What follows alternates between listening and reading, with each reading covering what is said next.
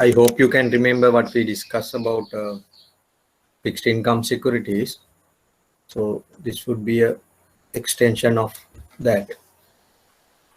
So FRN, also known as floaters, as I mentioned, we call them as floaters. The reason is coupon is not fixed in these floating rate notes. Frequently, in given pre-agreed at a pre-agreed frequency, coupon rate is changed. That's why we call them as floaters or floating rate notes. But it's a tradable bond, similar to any other fixed income security that we discuss. This is tradable. Only thing is there's a variable interest rate. That means the coupon rate is changing with the time, but it is linked to a benchmark interest rate. That's the basic idea. What is a benchmark interest rate? Is a publicly available interest rate index. For example, like LIBOR or Euribor in Sri Lanka, maybe prime lending rate or maybe treasury bill rate, like that. Then there's a formula how to calculate the coupon rate based on the given the benchmark interest rate. That formula is called as known as coupon formula. This formula is given in advance when the bond is issued at the first time. So why issuers will use to issue floating rate notes? What are the advantages, or what is their view? Generally, issuers, if they think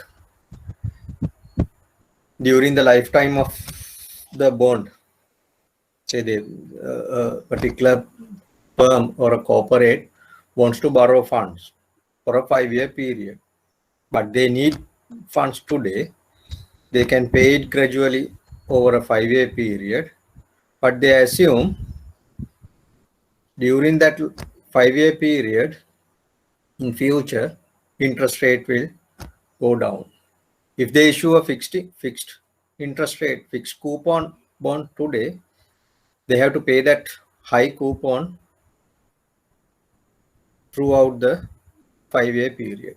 But if they issue a floating rate note, when the interest rate goes down, during that period they have to pay only that lower interest rate. So to get that advantage, issuers may issue floating rate notes. Then what is the advantage for the investors? Investors think interest rate will go up in the future. Without buying a fixed coupon bond, buying a floating rate note bond would be more appropriate. Then when the interest rate goes up, investors' interest income will increase with the market interest rates. This is the basic concept behind this. But even investors, or parties, those who have liabilities with floating rates, if they want to hedge it, that liability, they can invest in a floating rate note. Then cash flows will set off each other. They won't face any interest rate risk. That can happen. So, but basically, issuers think interest rates will go down in the future. They want to get that advantage. On the other hand, investors think interest rate will go up in the future. Therefore, they want to get the advantage. So then in a floating rate note, what are the terms that specifically we have to discuss? One thing is like in a fixed income, any other fixed income security, what is the payment frequency? Whether the coupon is paid annually, semi-annually, or quarterly or monthly, whatever it is. That is, you can remember we discussing other fixed income securities as well. Then the next one is, what is the reset frequency? What does it mean? I mentioned that the coupon rate is changed frequently. At regular intervals, coupon rate is changed according to the given benchmark, following the benchmark interest rate. The reset frequency mentioned that what is the frequency of resetting the coupon rate?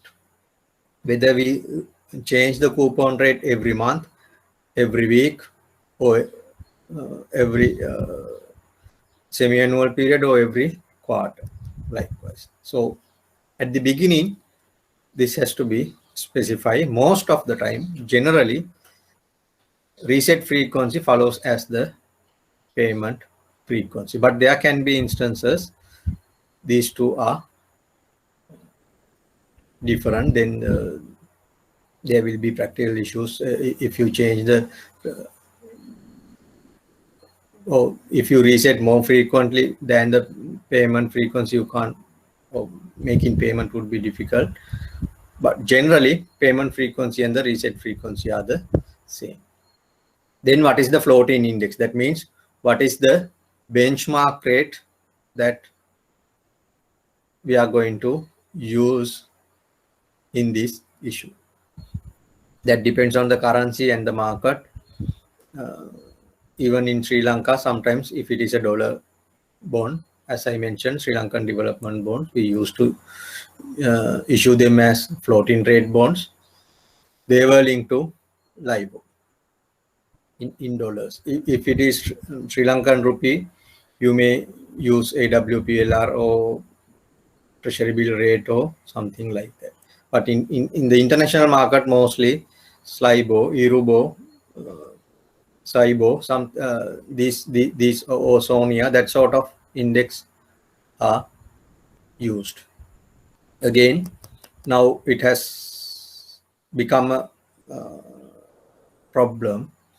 What are the indexes that they are going to use in the international market with the abandon of the use of LIBOR? So they are finding alternatives. For dollars, mostly they are going to use SOFR. Then the spread. What does it mean, spread? This floating rate index is common for the market, and specifically if you select the floating rate index as the treasury bill rate, that treasury bill rate is applicable for the government. But the issuer of this floating rate note may be somebody else. Even if you take LIBOR is reflects the risk of a AA rated party. But the issuer may be with more creditworthy party or less creditworthy party. So depending on that, investors need some risk premium to be added on top of this floating benchmark rate. What is that spread? What is the additional interest income that investors are asked for? That is called spread. At the issuance, this spread is fixed. Spread won't change with the time. Spread is fixed at the time. So throughout the lifetime of the bond, the spread will keep unchanged, but only the floating index will change according to the market behavior. Then the next one is cap and floor. In a floating rate note, if interest rate increases with the time, coupon rate may increase or definitely go up.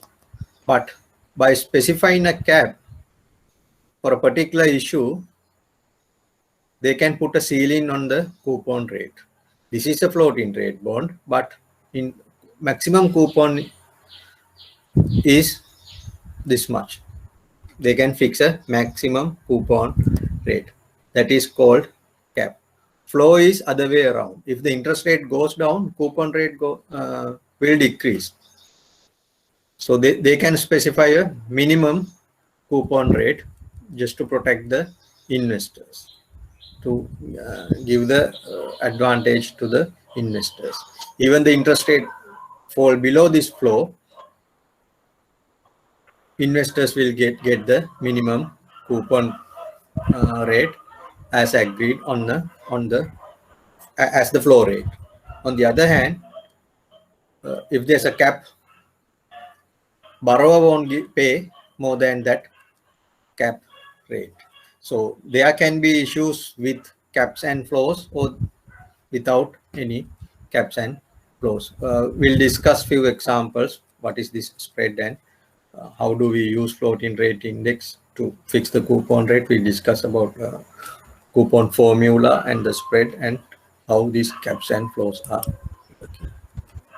So this is the simple form of a coupon formula.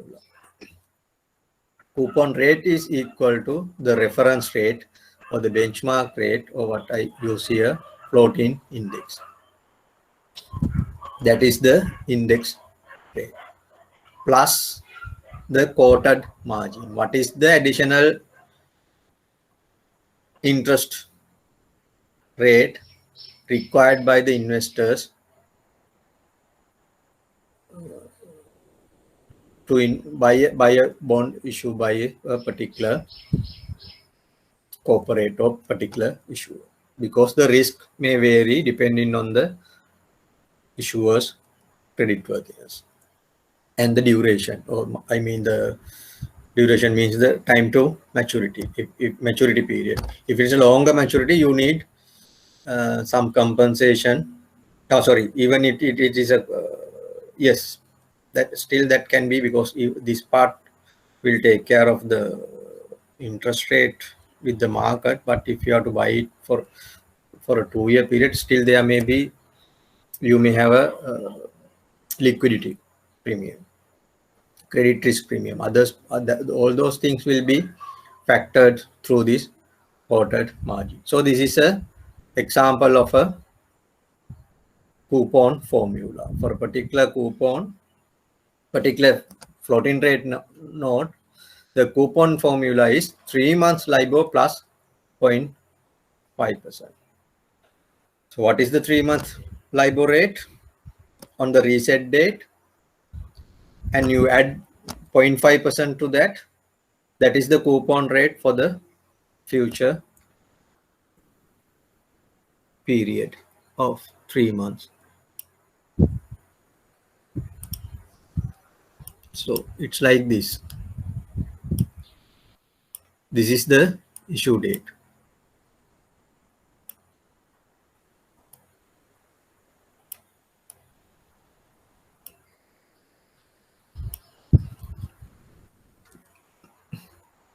So on this date, we'll decide what is the 3-month LIBOR and add that 0.5% to that LIBOR rate. Assume this is 1%. Then the coupon rate for the next 3 months is 1.5%. So after 3 months, you get the coupon based on 1.5 coupon rate. But for the next 3 months, on this date, you reset the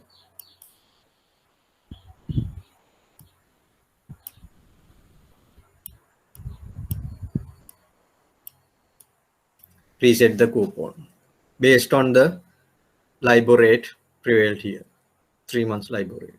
Then that coupon rate will be applicable for the coming 3 months period. At the end of that 3 month period, that coupon will be paid.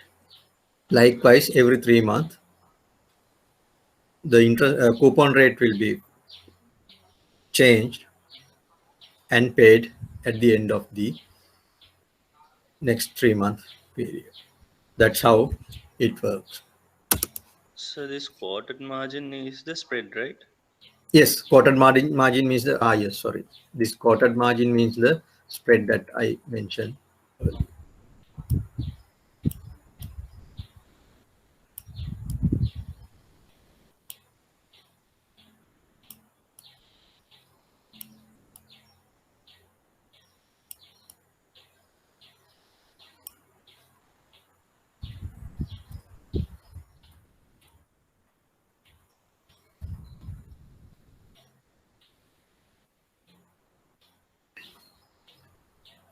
So when it comes to our interest rate sensitivity calculation, since the coupon is not fixed, we cannot calculate the duration yield to maturity. Or we cannot calculate yield to maturity, or we cannot calculate modified duration, because yield would change every, say in this example, every 3 months. When the coupon is changed, yield will change accordingly. So therefore, we cannot calculate yield to maturity or modified duration. So therefore, what we use, the effective duration. You may remember what is the effective duration. We use, if the interest rate, we calculate the price for a small change in interest rate, and with the given coupon rate, what would be the sensitivity. That's how we do this. But since the coupon rate is reset every reset date, probably less than 1 month, sorry, less than 1 year period. It can be semi-annual, every 6 months or every 3 months or every month, most probably. So during that period, it is behave like a zero coupon bond. Therefore, even though there's a coupon payment, with the coupon payment, we know now what is the amount that we are going to receive at the end of first or the coming coupon period. So therefore, very closely behave like a zero coupon bond. So therefore, the duration, even though we calculate effective duration, it would be very close to the length of the time remaining to next coupon reset, not for the whole maturity. What is the remaining time for the next coupon reset date? So duration will be very close to that. That's how it works. So I'll explain mostly on what is the mechanism in the coupon reset, and how do we fix caps and floors. So this is very important. Benchmark rate is observed 2 business days before the start of the coupon period. You know that spot concept. That concept is applicable here as well, because especially like 3 months or 6 months or 1 year LIBOR or that sort of interest rates, they are not applicable starting from the trade date. The real transaction will take place after 2 business days. So like in FX market spot trade, even though we agreed here trade date, the settlement will take place on the after 2 days value date. So whatever the interest rate quoted on this date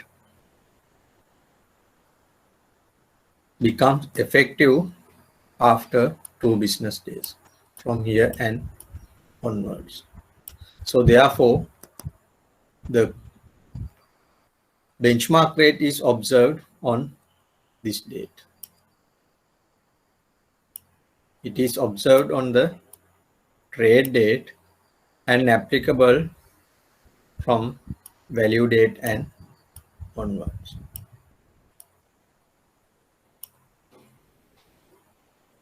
The difference is 2 business days in general, but that may vary depending on the market convention. Say in Sri Lanka, if we take Treasury bill, what is the settlement convention?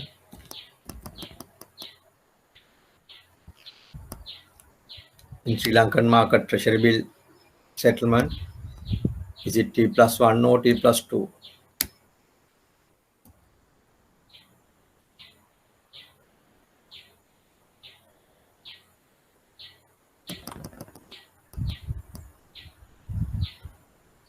If you buy a Treasury bill on Monday, when would be the settlement date? T+2, right? T+2. If it is T+1, instead of 2 days, it will be after 1 day. So, however, benchmark rate observed date and the effective date would be fall into 2 different dates, that depending on the market. But in generally, it's a 2 business days. So, for example, as you dates are 20th February, May, August, and November, every 3 months. So, what are the rate observed dates?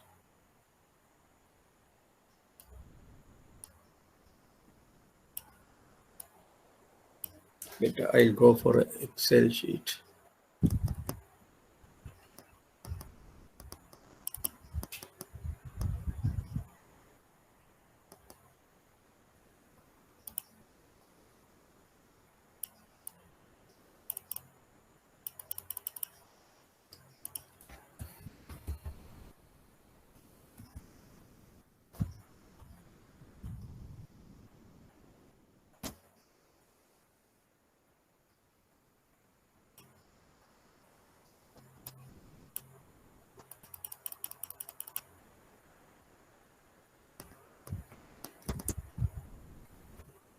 th February, 20th May, 20th August, 20th November. So every year there will be coupon dates like this. Then the rate observed dates would be, I mean, there's no holidays in between that, but on which date we observe the interest rates. This would be 18th February, 18th May, 18th August, and 18th November. So whatever the interest rate, because this is 3 months, you can see interval is 3 months. Every 3 months coupon rate is reset. So we'll assume the payment also every 3 months. So on 18th February, you observe what would be the, or what is the 3 months LIBOR rate as on that date. So then coupon will reset on 20th February based on the interest rate or the benchmark rate on 18th February. Then from 20th February to 20th May, that 3 month period, it would be the interest rate. Say this is 1.25%. assume the margin of 0.5%, then the coupon rate would be 1.25 plus 0.5, 1.75. So from 20th February to 20th May, coupon rate is 1.75. Then the coupon applicable for this will be paid on 20th May. Say face value 1 million.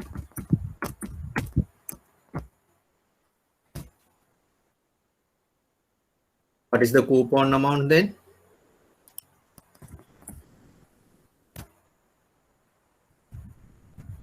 It's the coupon amount.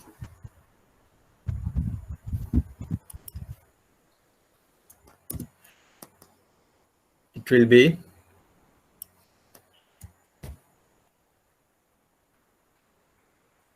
divided by 4.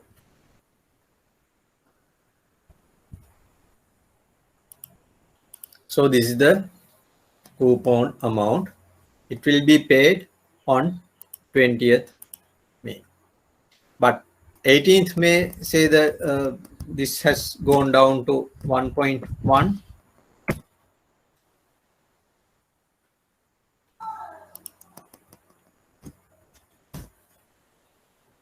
Then what is the coupon rate? 1.1 plus point. Then on 20th August, coupon payment would be only 4,000.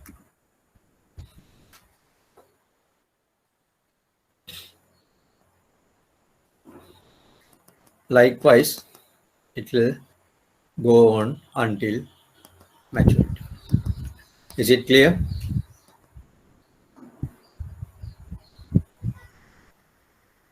Yes, sir.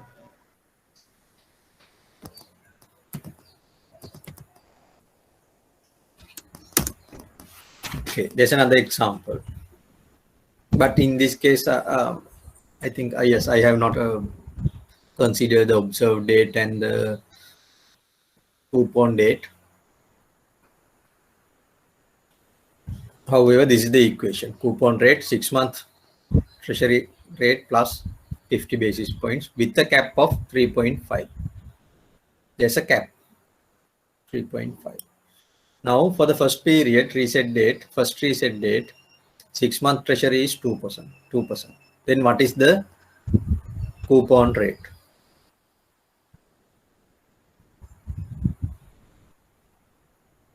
What is the coupon rate here?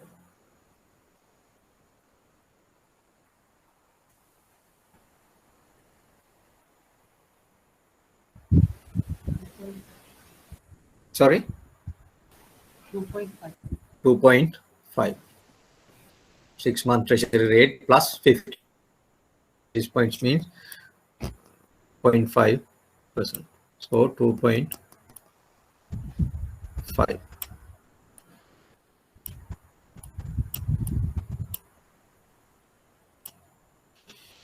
In the second period,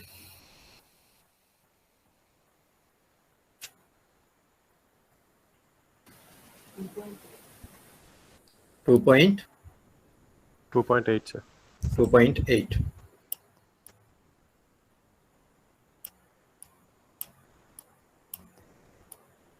For the third period,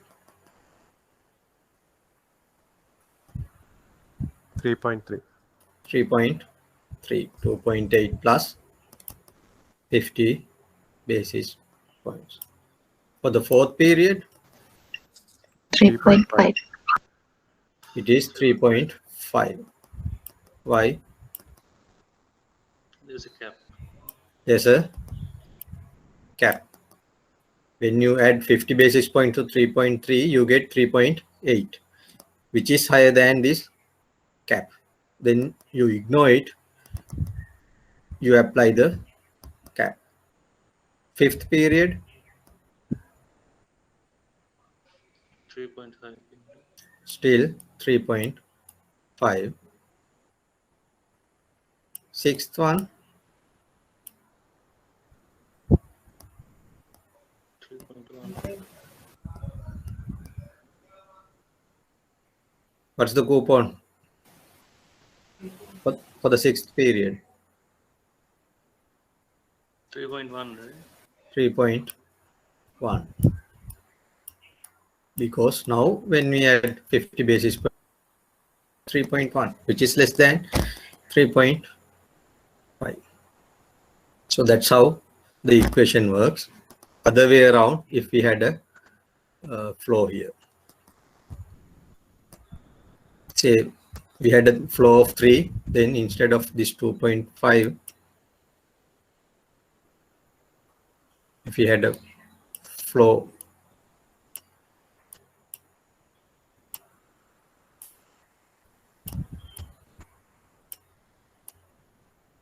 of 3%,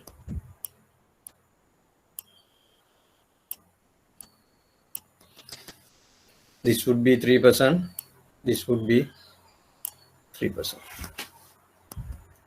The rate, coupon rate, should not fall below 3%. That's how caps and flows work. So this is the basic, these are the basics of a floating rate note. One more thing I want to say, what would be the price on any coupon payment date?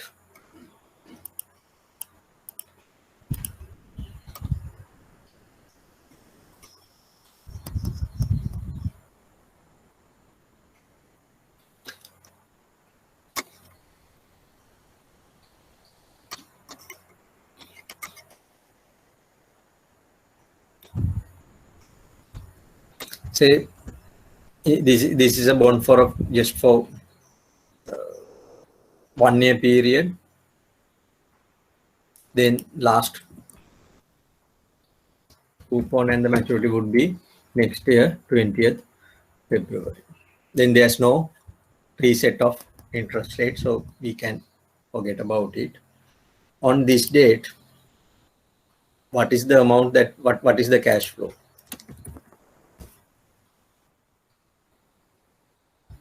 On 20th February, on the maturity, what is the cash flow?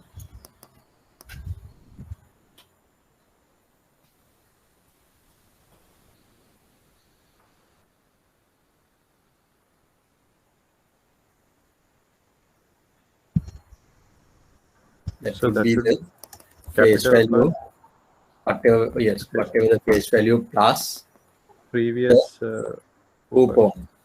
That's the basic concept. But what is this coupon? That depends on what is the rate that we fixed here and the margin, whatever the coupon rate here. So by this date, we know what is the coupon rate, what are we going to receive this, and for this 3-month period, we specifically know what is the applicable interest rate, because on this date, whatever we observe the rate, and based on our margin, generally that would be the price. Sorry, that would be the applicable yield. But if the credit issuer has changed, you may add little bit a margin, or you may tighten the margin. That could happen. But irrespective of that, we can think the margin reflects everything. So whatever the rate gives here, that is the applicable rate for the next 3 months. Then if we discount this cash flow by that applicable rate on this date, present value would be par. Likewise, every coupon date that could happen, just remember that, because in FX swap we use almost same sort of argument, especially in a swap. This is very valid, but in a floating rate note, it's not that much. Is par, because the creditworthiness may change and your margin requirement may vary with the time. Based on that, coupon rate and the asking yield there may be a difference. So therefore, the pricing may differ slightly. But assuming that margin reflects the correct risk, then every coupon date, the price of the bond would be par for a floating rate note. So just keep it in mind, because the same concept we may use in swaps, and especially when you use those swaps, interest rate swaps, to manage your assets and liabilities. If you want to hedge your position, you can use swaps. Then you use this concept, and the duration is very close to the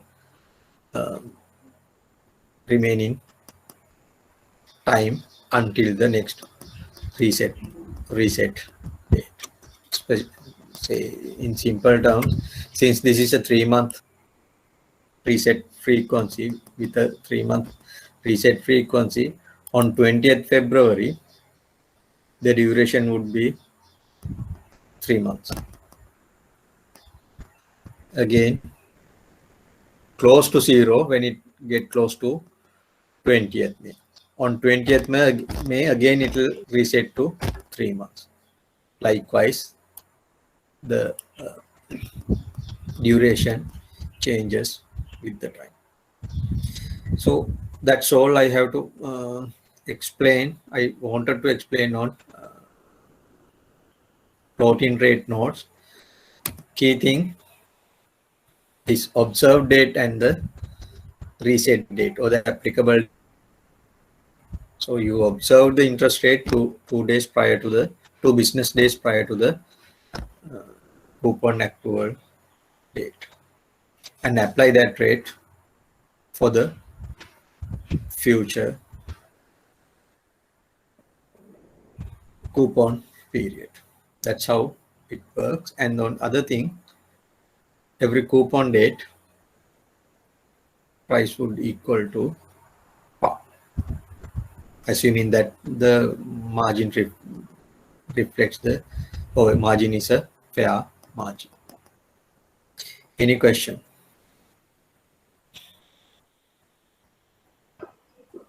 Shanta, can we go to that Excel for a while? Hello. Yes. Yeah, can you go to that Excel for a while? Here now, face value plus coupon on row number A. If we are to consider the price on 20th February. 20th February, you get this. This is the cash flow price. So if I fill it, say 1.1, 1.35.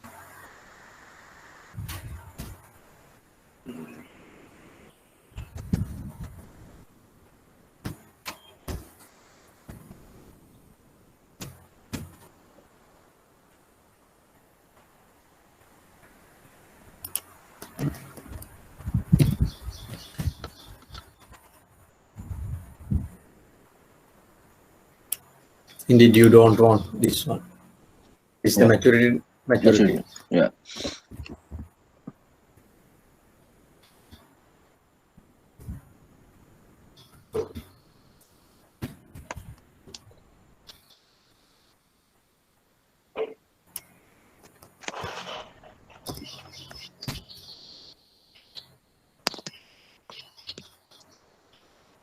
So the cash flow here would be 5,000 plus 1 million.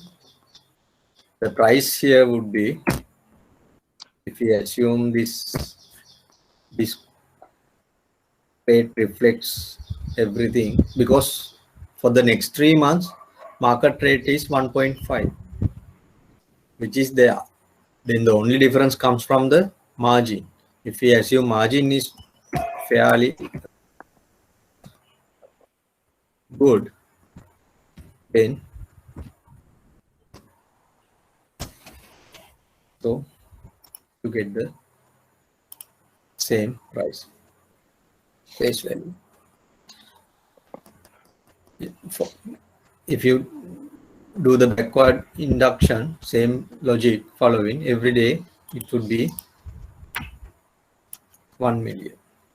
Now, my question is like on 20th February, if I had to arrive at the price, I don't know the. Sorry, which 20th February? This very first one. First one. Because, yeah. Because I don't know have the variable floating rates as it on 20th February. I've lost you in between. Yeah, on 20th February, I don't have the future floating rates with me, no? Yes. So at that point, when I'm discounting, I should consider only the first cycle coupon rate. Yes, because whatever the future rate, the coupon will be reset according to that. Yeah, so on 20th February, the price that I calculate, I'll have to assume that's a hypothetical figure, no? Because I don't know the. Yes.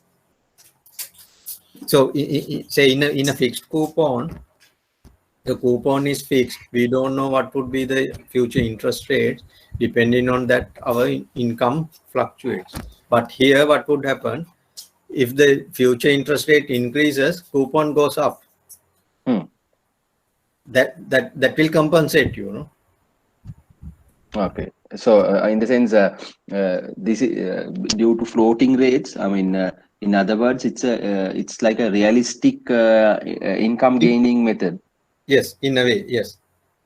Depend for a particular coupon period, you earn or close to market rates at that time. Yeah. Only thing is at start the price whatever that I calculate, I can't make it 100% accurate. I can assume it could go up until only the next coupon. Next coupon, yes. So for these type of I mean floating rates also, does really the price is you do some simulation, you create different interest rate paths and things like that. But in simple terms, you can think, okay, I know for the next 3 months period, this is the market prevailing interest rate. This is the risk premium for this issuer. So my required rate of return that, and after the first coupon period, I can reset this. Therefore, discount at that rate. That means the same coupon rate. Then you get par. Or else I can use the maximum cap to also use the discounting, no? That is also possible, but it won't happen because you cannot ask for more than the current market rate. Yeah. Thank you.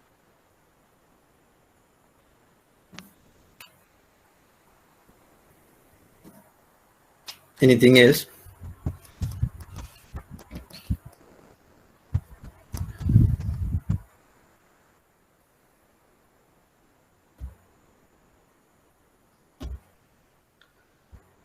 So I don't think it's related to this one, but what is a pool factor? Sorry? So I don't think this is related to the current floating rate note, but just want to know what is a pool factor? Pool factor? Yeah. Where did you get it? Is it from mortgage-backed securities? It's related to bonds. I think I'm not too sure where it actually fits in. In mortgage-backed securities, there's a term similar to that, pool factor. I think that may be the one you are referring. Other than that, I cannot recall anything what it is. In the pool factor, if I generally explain, if I remember properly, so because in the mortgage-backed securities, they pool various mortgage loans, then they have a factor to apply for that pool to get certain figures, because they might have different, say, not exactly, the maturity may not be the same. There may be different maturities put it into the pool. So depending on that, they do just they do a adjustment. That may be the one that you are referring. Okay, so thank you. Oh, that may be applicable for any asset-backed security, not only mortgage-backed. Yes. Okay.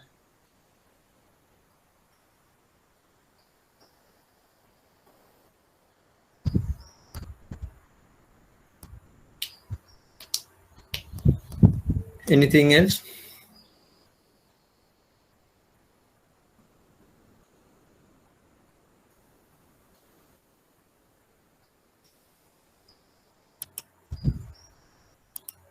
If not, shall I move to the new topic?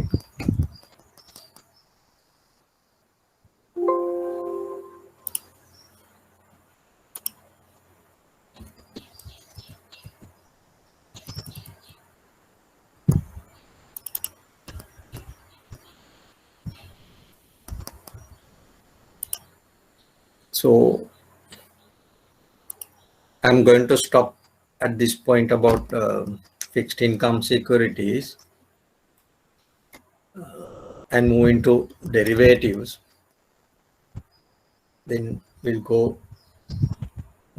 forward, and towards the end, if time permits, I would like to discuss about yield curves a bit more.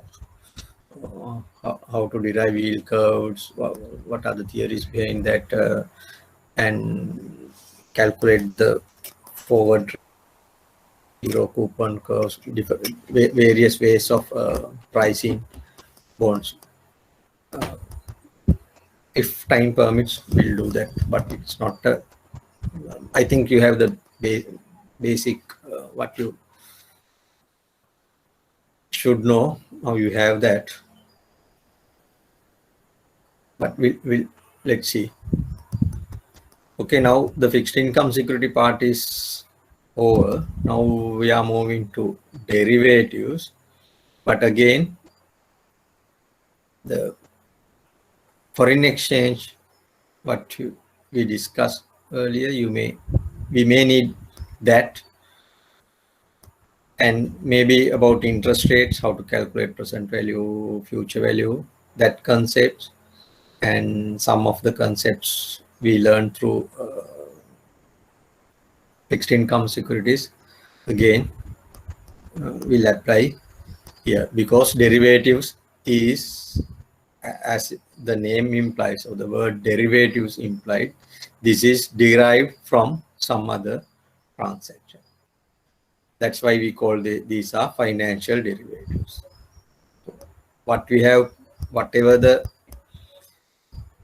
transactions that we have, like borrowing, lending, foreign exchange transactions, bonds, bills, or a equity transaction or a commodity transaction, based on that, these derivatives are, or these instruments are derived. That's why we call them derivatives. That's the basic concept, basic definition.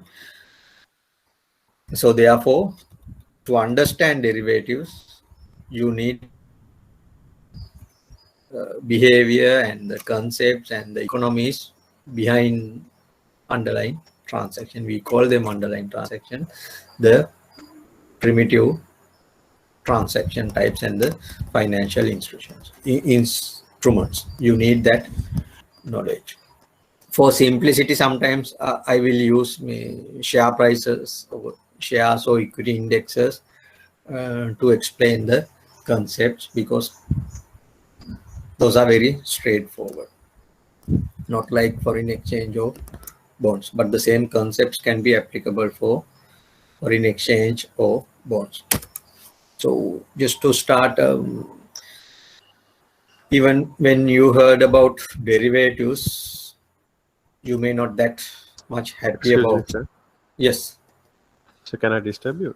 Yes, sure. Sir, yeah, there's another handout. We didn't do the sukuk bonds and all those things. Yes, that's what I explained last week. Sorry, I forgot to mention that type of bonds. I just give it to you. I think you just read it and understand. It's not a difficult thing. Okay, sir. Just to understand what are the different names used in different fixed income securities. One of them is floating rate notes. Even the floating rate note is one type of bond. Even in that you can have step up, step down. I think it's explained in the handout. It's just for your information. Read it and get to know about what I'll say. We call corporate bonds or corporate debentures. What is the difference? Is there any real difference? It's just a name. It's a whatever we discuss fixed income security, the same concept. Depending on the issuer, we may use a different name. We call sometimes government bonds, sometimes sovereign issues. What's the difference? In the international market, sovereign means sovereign. The issue bond issued by government. But in domestic, in Sri Lanka, when we say sovereign bond, it should be a foreign denominated in foreign currency. No, even the Sri Lankan bonds issued in rupees, that's a sovereign bond because it's issued by government. Only thing it is denominated in Sri Lankan rupees. We can issue foreign currency sovereign bonds as well. Those we call international sovereign bonds. Likewise, there can be.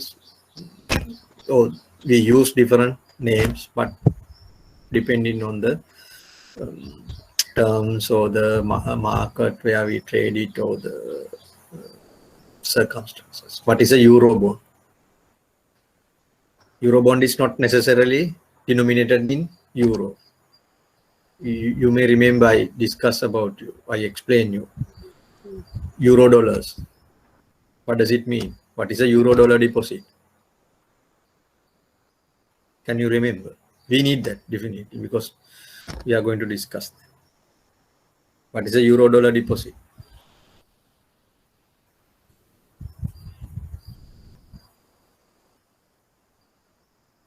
Can anyone remember what is a euro dollar deposit? It's maybe a dollar denominated deposits other than the US outside the country.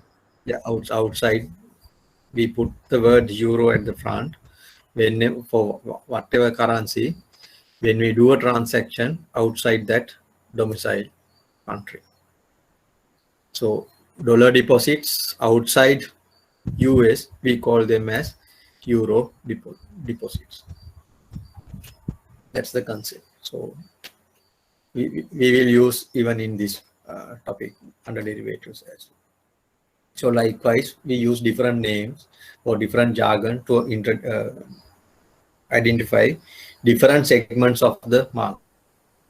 Maybe there may be different characteristics, even a callable bond, puttable bond, things like those are different types of bonds. Those are explained in that handout. Okay, sir. Thank you. You just go through. If you have any questions, just ask. Then we'll try to explain only that. Thank you. Thanks. So come back to derivatives. How do you feel? Oh, what do you know about derivatives? What is our experience? So even not only domestically, internationally, even the very famous those who have mastered in financial markets with experience, some they don't like derivatives. That's the real story. So this is a very good example. Warren Buffett, I don't want to give any introduction about him. So even he thinks derivatives are financial weapons of mass destruction. In a way, it's true. So I just give a few more examples how different people think about derivatives. So his view is slightly different. Derivatives in and of themselves are not evil. There's nothing evil about how they are traded, how they are accounted for, and how they are financed, like any other financial instruments if done properly. So basically what he says, this is a tool or whatever it is, if you use properly, that's fine. But if you use it inappropriately, then it would be a problem.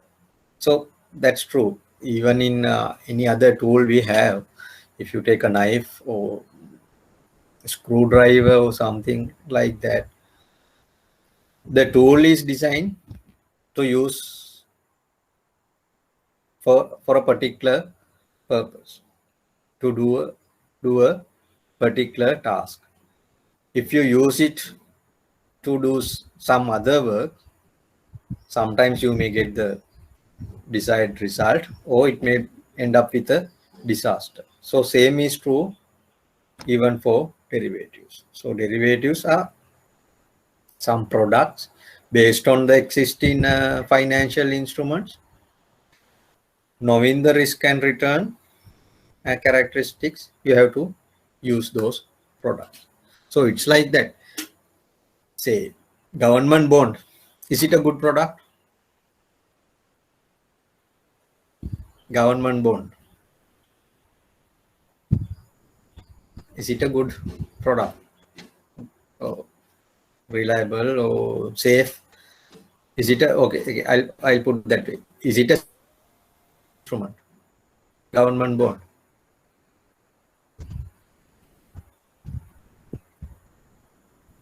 What do you think?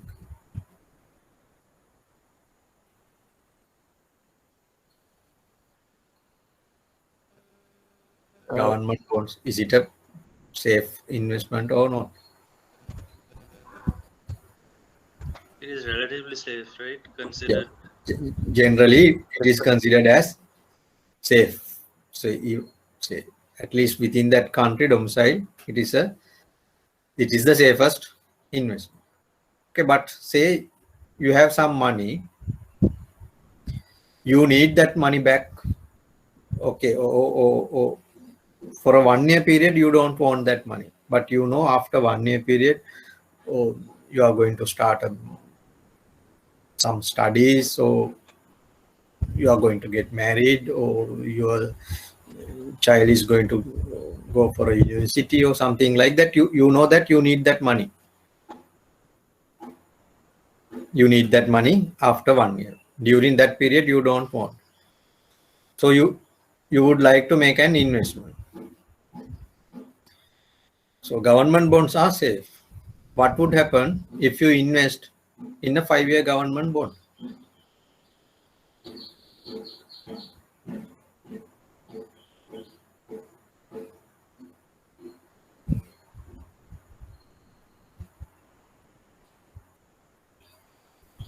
You need that money in 1 year period, but you invest that money in a 5-year bond. What would happen?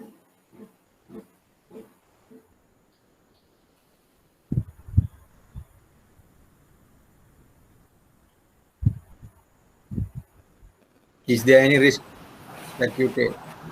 The return will be discounted. You will get little lesser than what you expected. Real return. Yes. Say after 1 year, you have to sell that bond in the secondary market. By that time, if the interest rate has gone up, when you discount your bond, you may get a lower amount than that you invested. But if the interest rate goes down, you may get a higher return. However, you take that risk. Is it a good decision? It's not. You should not invest in an instrument having more than 1 year, unless you are pretty sure that interest rate is going to go down. So the instrument instrument that you select, government bonds, are very safe, very good instrument. But what went wrong? You use it in an inappropriate manner. The government bond, 5-year government bond, is not suitable for your requirement, your liquidity requirement. You need liquidity in 1 year, but you invested in a 5-year bond. So it's not the problem of the bond, it's the problem of your choice, your decision. Likewise, even the derivatives, the same thing. If you don't use it properly, it will be a disaster.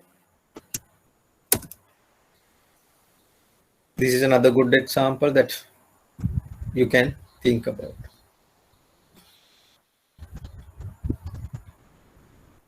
Do you do this?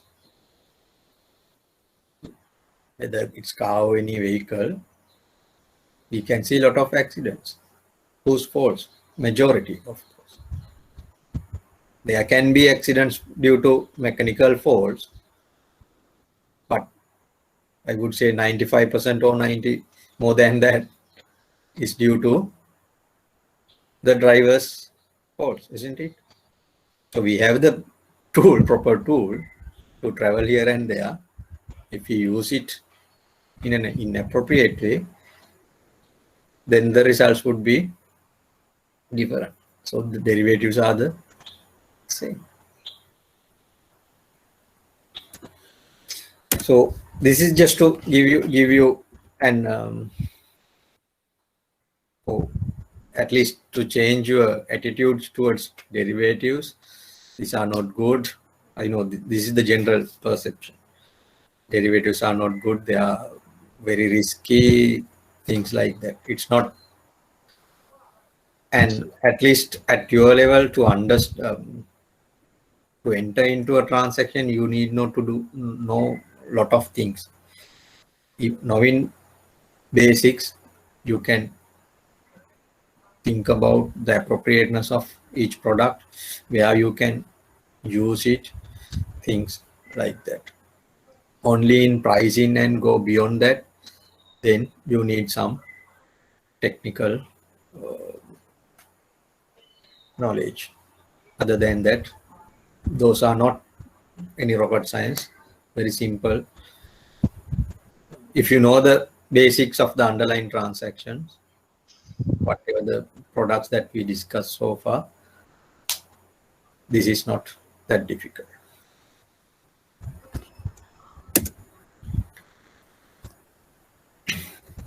So if you go to a proper definition of a financial derivative, as I mentioned earlier, the return of that product, the derivative product, will depend on some other asset, not itself the derivative product.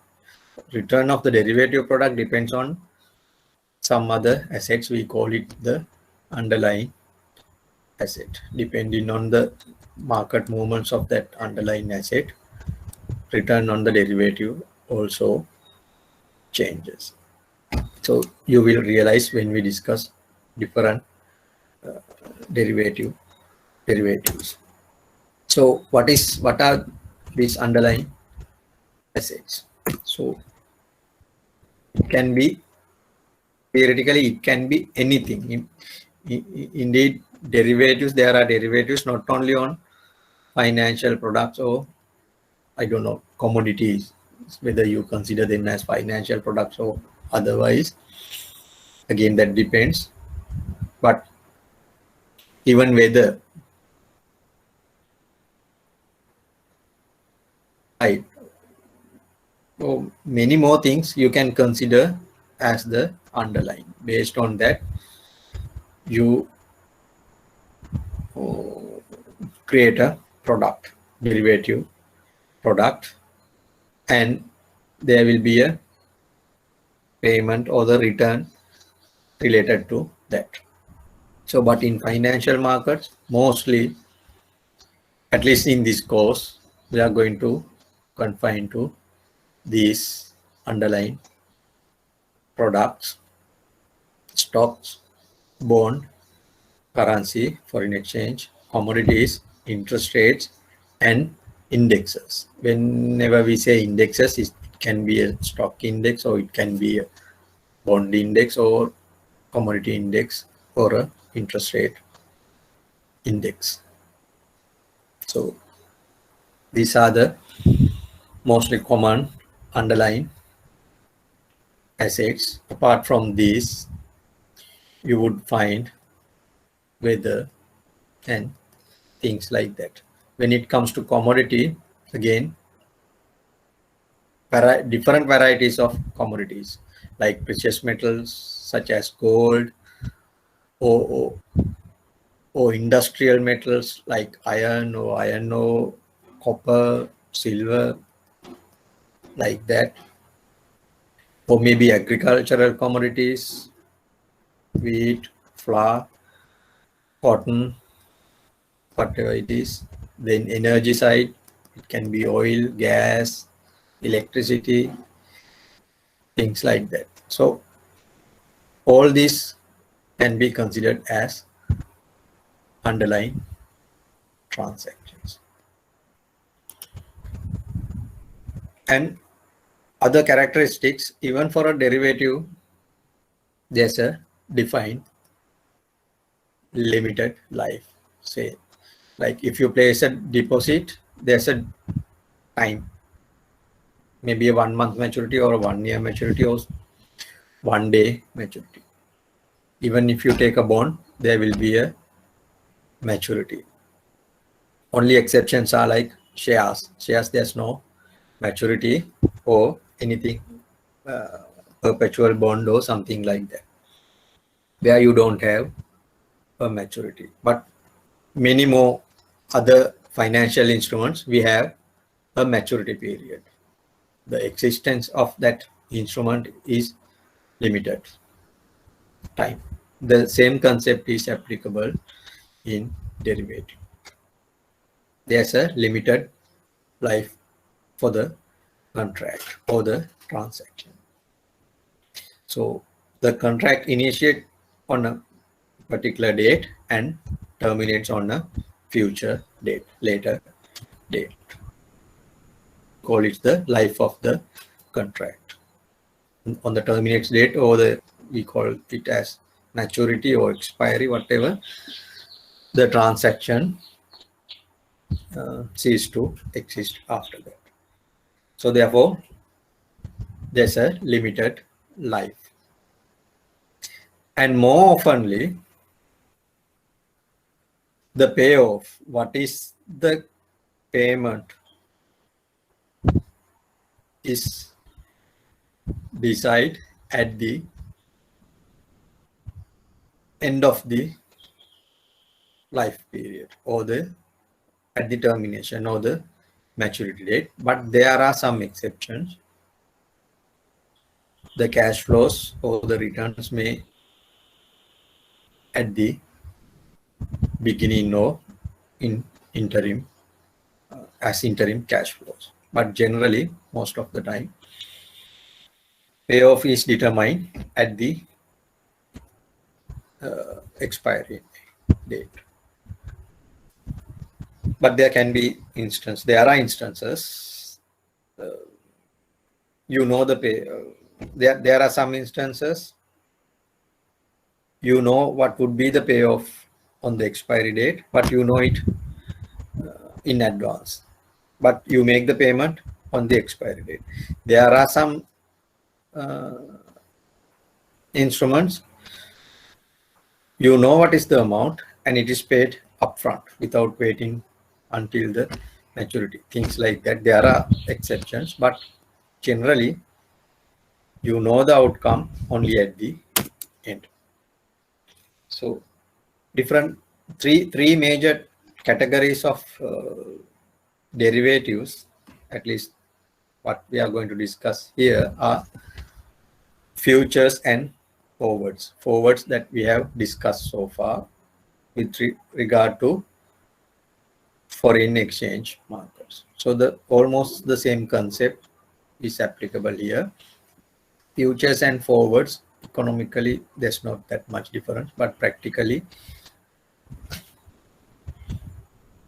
there will be a different how we change this.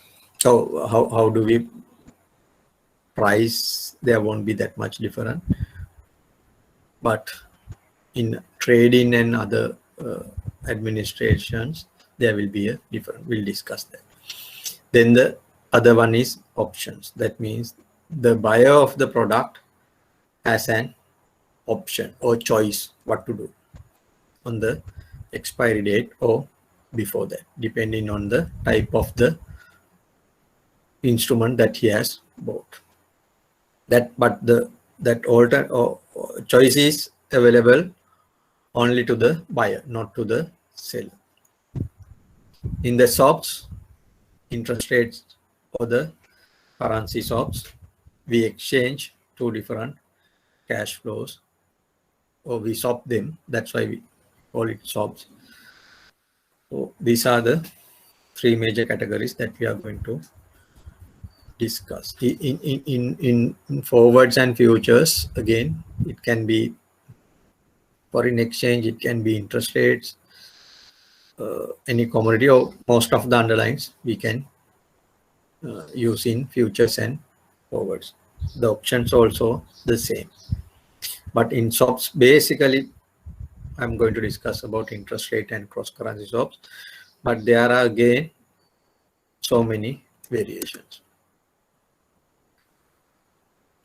Then again, derivatives contracts can be classified into two broad categories depending on the nature, not on the maturity or the type of it, but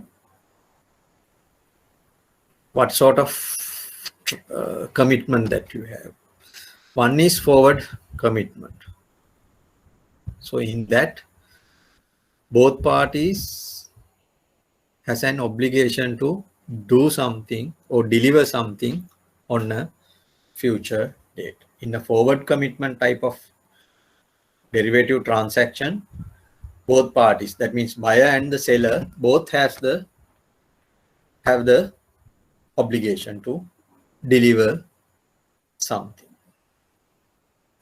The examples are forward, futures, and swaps. What we discuss here, futures and forwards and swaps, these two falls into this forward commitments category. The other category is contingent claims. Depending on some event, the buyer of this sort of derivative products, he can make a claim.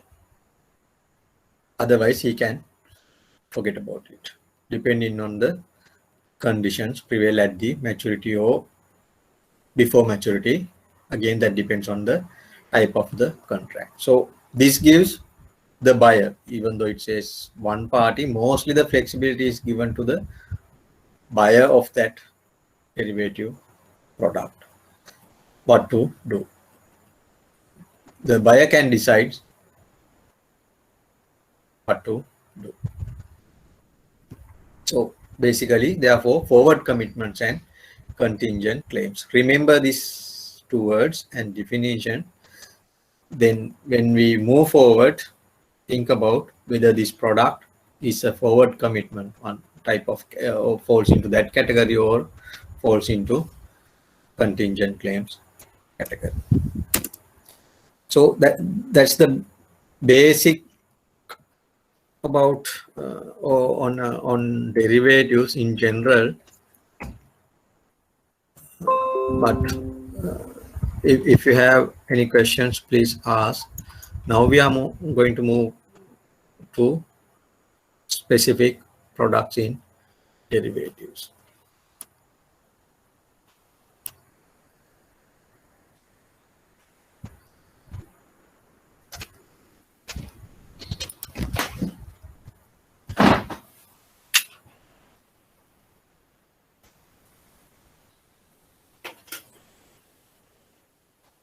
Any questions?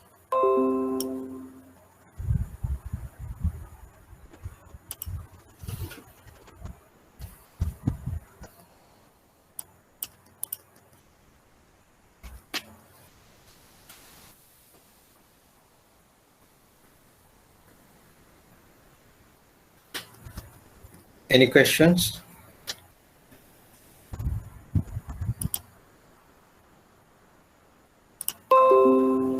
No, sir, you can proceed. So I'll start with futures. The reason I start with futures, we have already discussed about forwards. Now, can someone tell me what is a forward contract? At least, what is a foreign exchange forward contract? We have discussed that.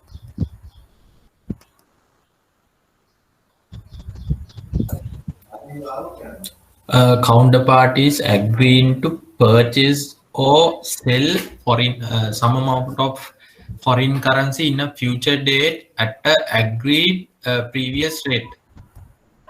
Yes, in a foreign exchange forward transaction,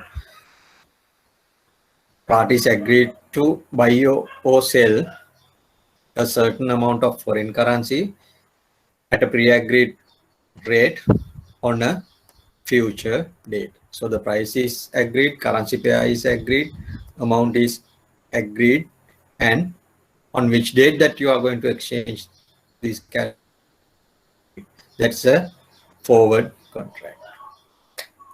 Fine. Futures is also the same. So we can generalize that forward concept to any other asset.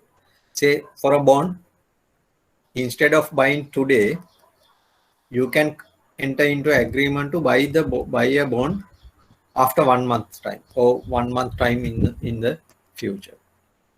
Today is 4th July.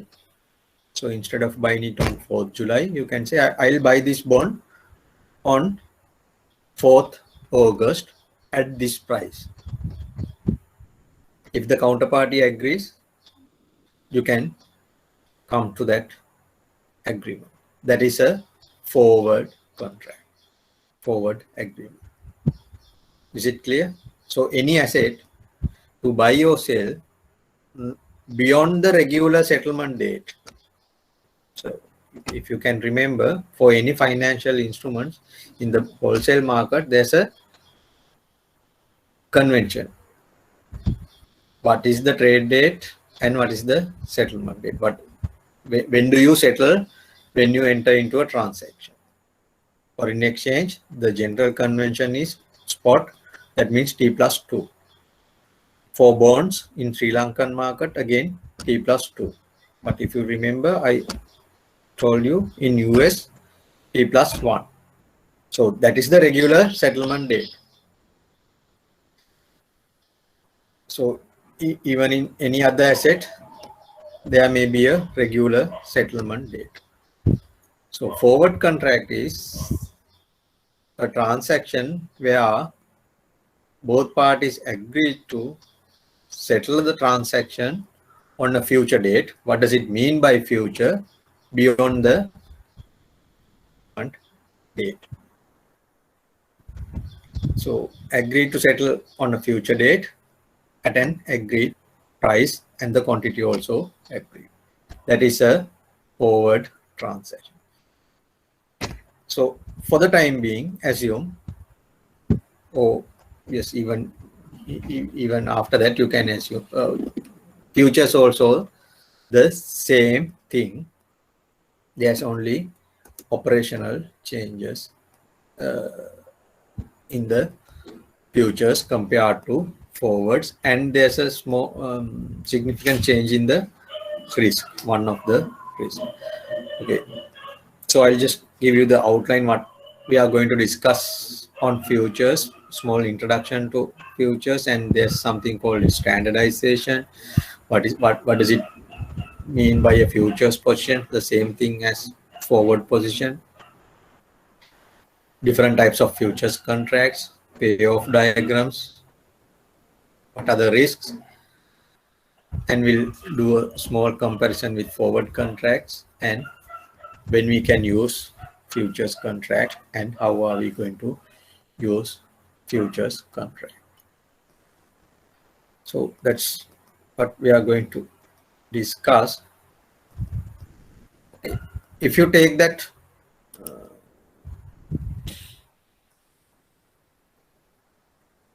no, we'll go with this. Okay, this is an introduction. What is a futures contract? If you read this, you would see this is same as a forward contract. Futures is a legal agreement between two parties to make, that means sell, or take, that means receive, delivery of a specific quantity and quality of a specified asset, we call that the underlying asset, on a fixed future date at the price agreed today. This is same as the definition of a forward contract, isn't it? Is there any difference here? You may see this quality and things like that, but again, even in a forward contract, if it is a commodity, even in a forward contract, what is the quality of that commodity is specified. The futures also the same. So there's no difference between futures and forward in that sense. Agreement is the same. Now I'll go back to forward foreign exchange transaction. As you explained, two parties agreed to buy or sell one currency against another currency on a future date. The price is pre-agreed. Once you agreed, say you want to buy dollars, against rupee in 2 months' time. You decide the rate and you agreed today. After 1 week, after some time before 2 months period, can you transfer your obligation to someone else? That you promised to buy dollars, say 1 million in 2 months' time. Can you transfer that obligation to somebody else? Once you enter into that transaction to buy forward 2 months' time, $1 million, you have the obligation to buy $1 million, paying the whatever the exchange rate that you agree. So paying the relevant amount based on the your agreed rate in 2 months' time. So you have the obligation. Meantime, from the seller's point of view, seller also has the obligation to sell $1 million to you at the rate that both parties agree. So both parties have the forward commitment. So therefore, futures or forwards, we can consider them as, if we go back, sorry, it's not here. If we go back to the previous presentation in the introduction, I mentioned that two categories of derivatives, forward commitment one and contingent payments. The forward and futures falls into which one? Forward commitments, because both parties has an obligation to do something on a future date. The foreign exchange forward, the same thing. Can you transfer that your obligation to someone else once you entered into a foreign exchange forward transaction? Can you do that? No, so it is not possible. No, it's not possible. Only thing is, if the other party agrees, you can cancel the trade without waiting for the maturity. But again, if there's any mark-to-market gain or loss, the losing party has to make the payment to the gaining party. That's the only possibility. Okay. You cannot transfer your obligation to someone else. The second question, what are the risks? What are the risks of entering into a forward foreign exchange transaction? Rate risk, Sorry? exchange rate risk. Exchange rate risk. Why? If the rate is Yes, rate will if the reduce. rate moves against you, but still you Yeah. have to meet the obligation. That is there. That we call that in generally market risk. The risk arising due to market changes in market prices. That is there. What else? The settlement risk. The settlement risk. What does it mean by that? It's a counterparty risk, not? Yes, The the ability counterparty to risk. fulfill the requirement. Sorry? The ability to settle like Yes, counterparty. on the settlement date, you may pay your obligation, the counterparty may not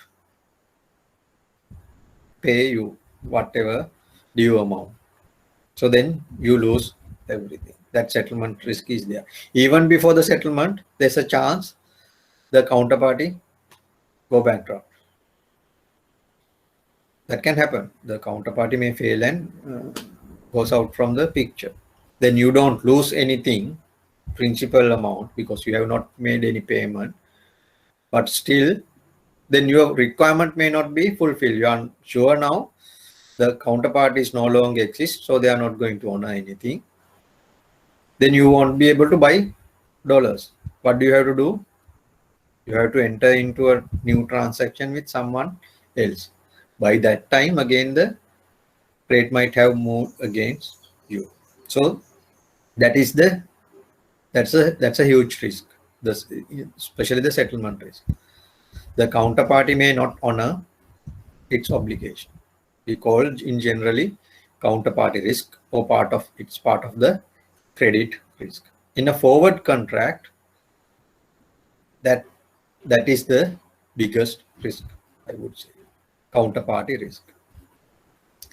So it's applicable not only for a forward transaction or FX foreign exchange, foreign exchange forward transaction, even for other products, any other underlying. If you enter into a forward transaction with a counterparty, you take the counterparty risk. That means you have the uncertainty whether the counterparty would fulfill its obligation on the maturity date.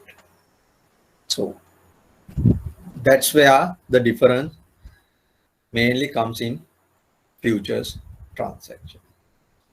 Futures transactions are designed in such a way to eliminate that counterparty risk, or at least to minimize as much as possible. That's the difference, major difference in, or the advantage of having futures over the forward. But other than that, futures is also an agreement to buy or sell something, whatever the underlying asset, on a future date. So you forward contract, your obligation, you cannot transferable. You cannot transfer that. That means forward transactions are not tradable. You cannot transfer your ownership, and you take the counterparty risk. That's the biggest risk in a forward contract. So to minimize that, the futures are designed. Futures is a tradable instrument. Whatever your obligation, you can sell it to someone, transfer your obligation to someone else. So that's one thing. But on the other hand, forward contract, who decides the value of the contract or the settlement date? Who decides that? What is the quantity that you need? what is the settlement date? Who decides that? Between the counterparties. Just between the counterparties. You can agree onto any amount based on whatever the party's requirement. It may be the seller's requirement or it may be the buyer's requirement who is initiating the transaction. So depending on that requirement, the quantity can be decided. And the settlement date, it is the same. The settlement date can be decided in an agreement between two parties. But on futures transaction, that cannot be done. So what is the quantity? What is the settlement date? The counterparties to the trade, they cannot decide it. The reason is these futures are designed by exchanges. So the exchange decides those parameters. There are some other variables, few more variables. Those are decided by the exchange itself.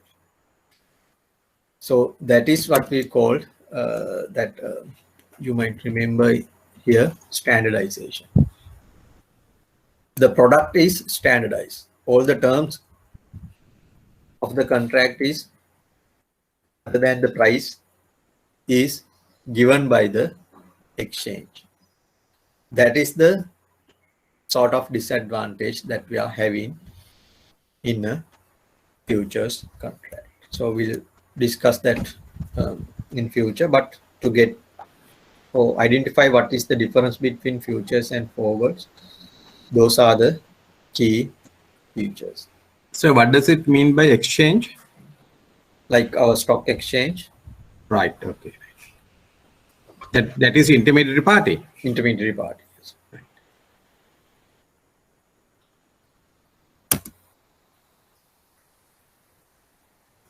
So with that, as I explained, futures contracts are not private and customized transactions.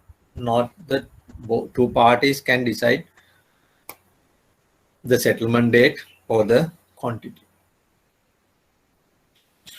Up to some extent, you can decide quantity, but given the sizes by the exchange.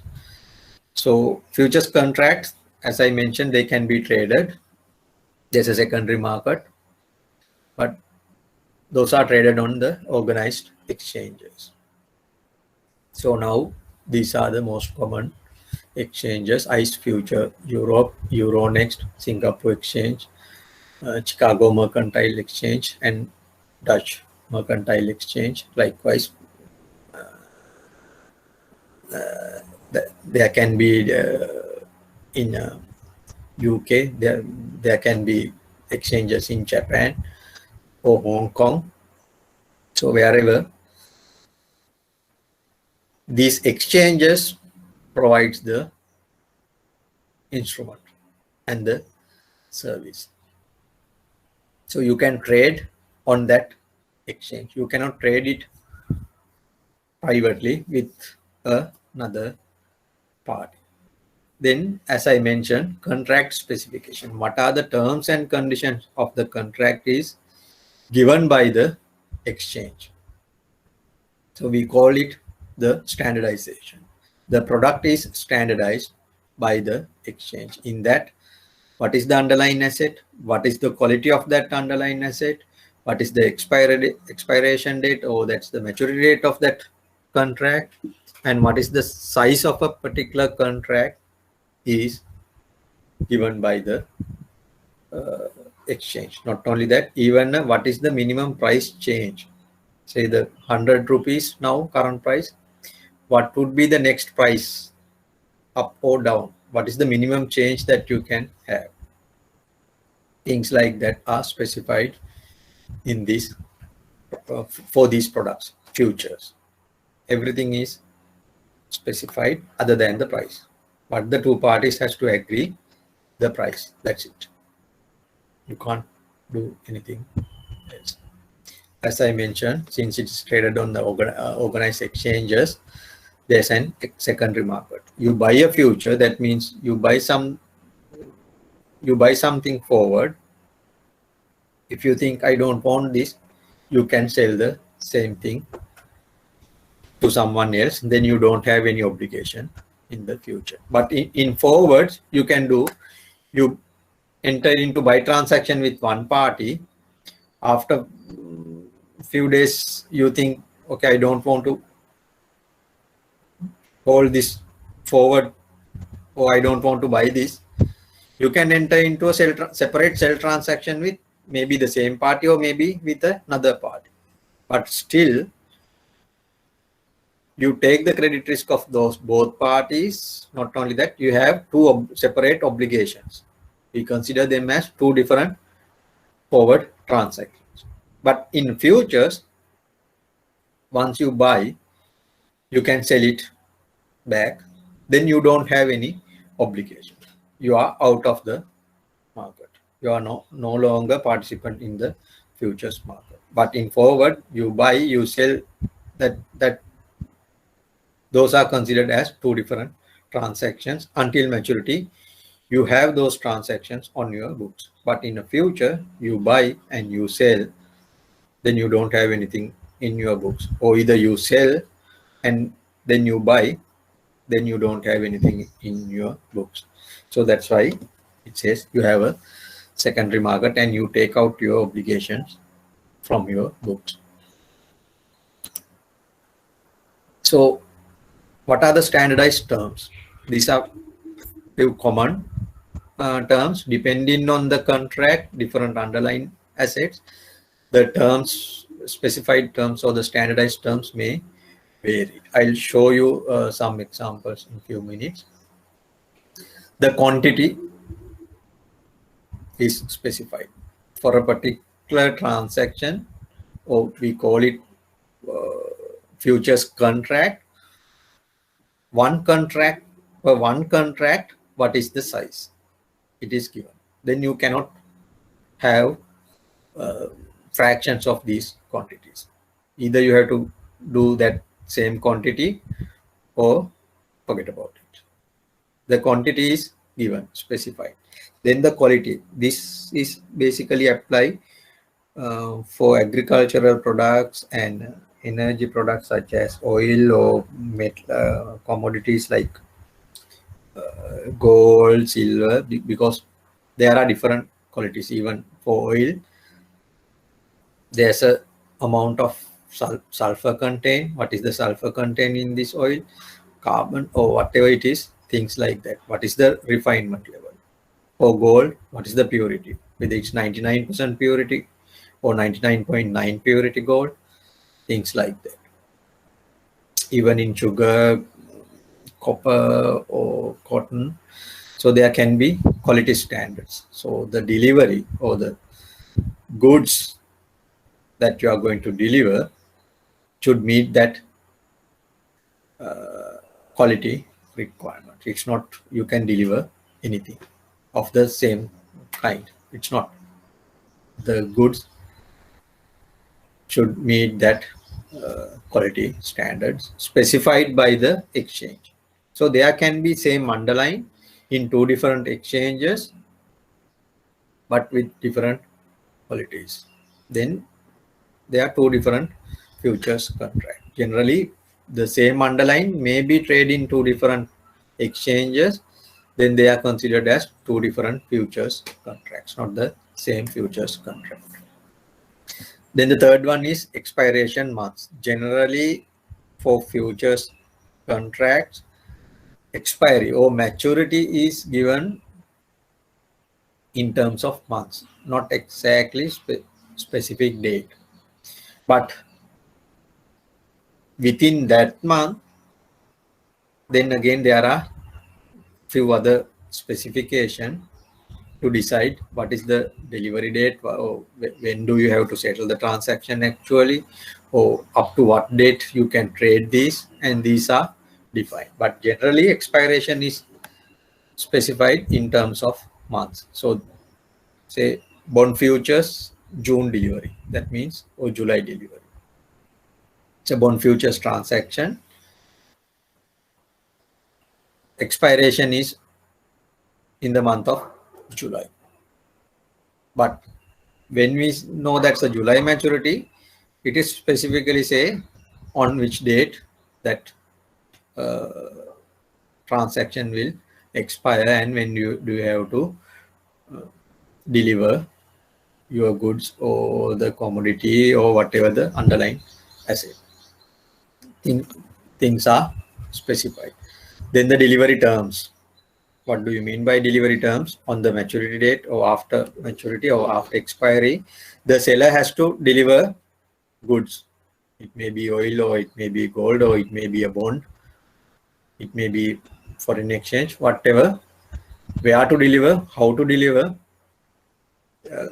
For some goods, specifically, there can be a window. Within 1 week period, you can deliver to a particular location. The location is given where you have to deliver goods, especially when you trade futures with the underlying commodity. So all those terms are defined. If there's any differentials, how to tackle this and what are the delivery dates? As I mentioned earlier, what is the minimum price fluctuation? So the current price is 100. What would be the next price? Whether it's 101 or 100.5 or 100.01, something like that. What is the minimum price change? You cannot change the price by a smaller amount than this minimum. Things like specified, we will see some examples. Then the daily price limits, as like in even a stock exchange, within a day, the price of the specific price of a specific futures contract cannot change, say maybe more than 20% or more than 10% of the opening price or the previous day's closing price. Such price limits might have specified, but again, depending on the contract. For different contracts, different price limits. And what are the trading days? On which date that you can trade? What are the trading hours? All those things are specified in a standardized terms for a particular futures contract.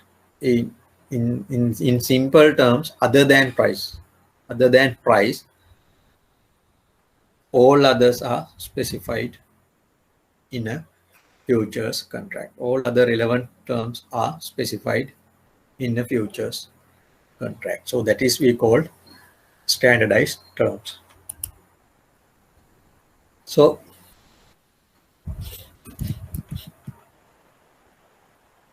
this is an example of a futures contract. This is on foreign exchange. On July 5th, 2020, you could have bought September delivery Euro USD futures contract at a price of 0.1316. What does it mean? On July 5th, you enter into agreement to buy Euro. Here, you bought to buy Euro. When you are going to buy Euro in month of September by paying $1.1316 per euro. This is like a forward contract. Only thing is here it says September delivery. So you don't know what is the exact delivery date. But when you becomes familiar with the market, you know how to get this exact delivery date. So this is a forward contract. We just say this is you buy a forward. You buy a forward. You buy a forward means you agree to buy the underlying. Remember that. You buy a forward means even in a futures or forward, what we say, you buy forward or you buy futures means you agree to buy the underlying asset. You sell a future means you agree to sell the underlying asset on a future date. like in a forward contract. So that's how it works. Only thing is, you can see here the expiry is given in terms of months, or as a month, not as a specific date. The quantity is not specified. Why? What's the reason? There's no quantity. When you say Euro USD futures contract, what is the amount of euros that you are going to buy is standardized. It is given by the exchange. Whenever you say Euro USD futures contract on this ICE exchange, you know what is the quantity that we are referring. So in simple terms, if you explain this first statement, which is given in within bracket, on July 5th, you could have agreed to pay $1.1316 per €1 on September 18th, 2020. How did I get this? I'll explain in a moment. Instead of September, how do we get this exact date? So that's the agreement. So let's see. I hope this will work.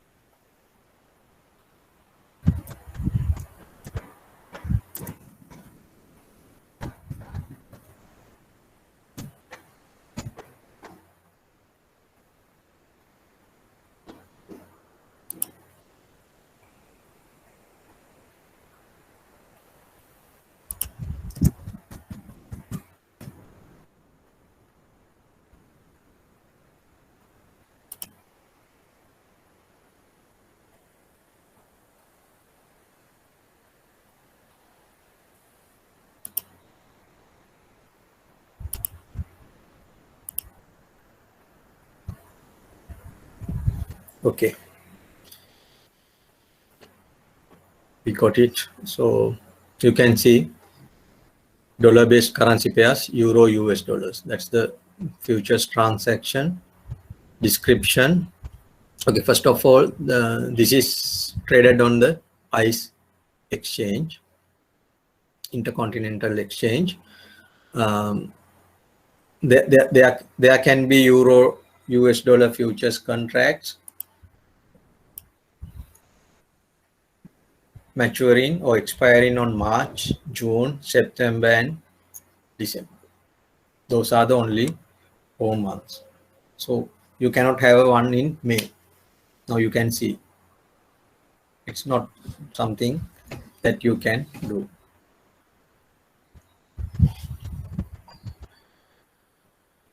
So you can see trading hours. Open on Sunday night, 6 p.m. Pre-open 5:30 p.m. Eastern time.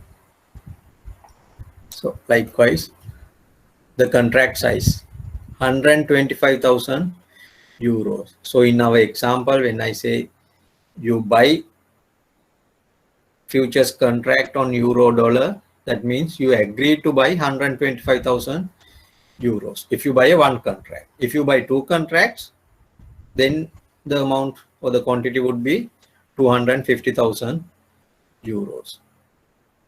And price quotation, you can see US dollars per euro to 5 decimal places. So that's how you can quote the price. You can quote the price up to 5 decimal places per euro. What is the dollar rate? Then minimum price fluctuations, 5th decimal place, and the figure should be 5. You cannot change it by 0.0000, sorry, 0.00001. You can't do that. It should be only by 0.00005, 5th decimal place, but the figure should be 5. You cannot change it by 6, whether it's 5 or multiples.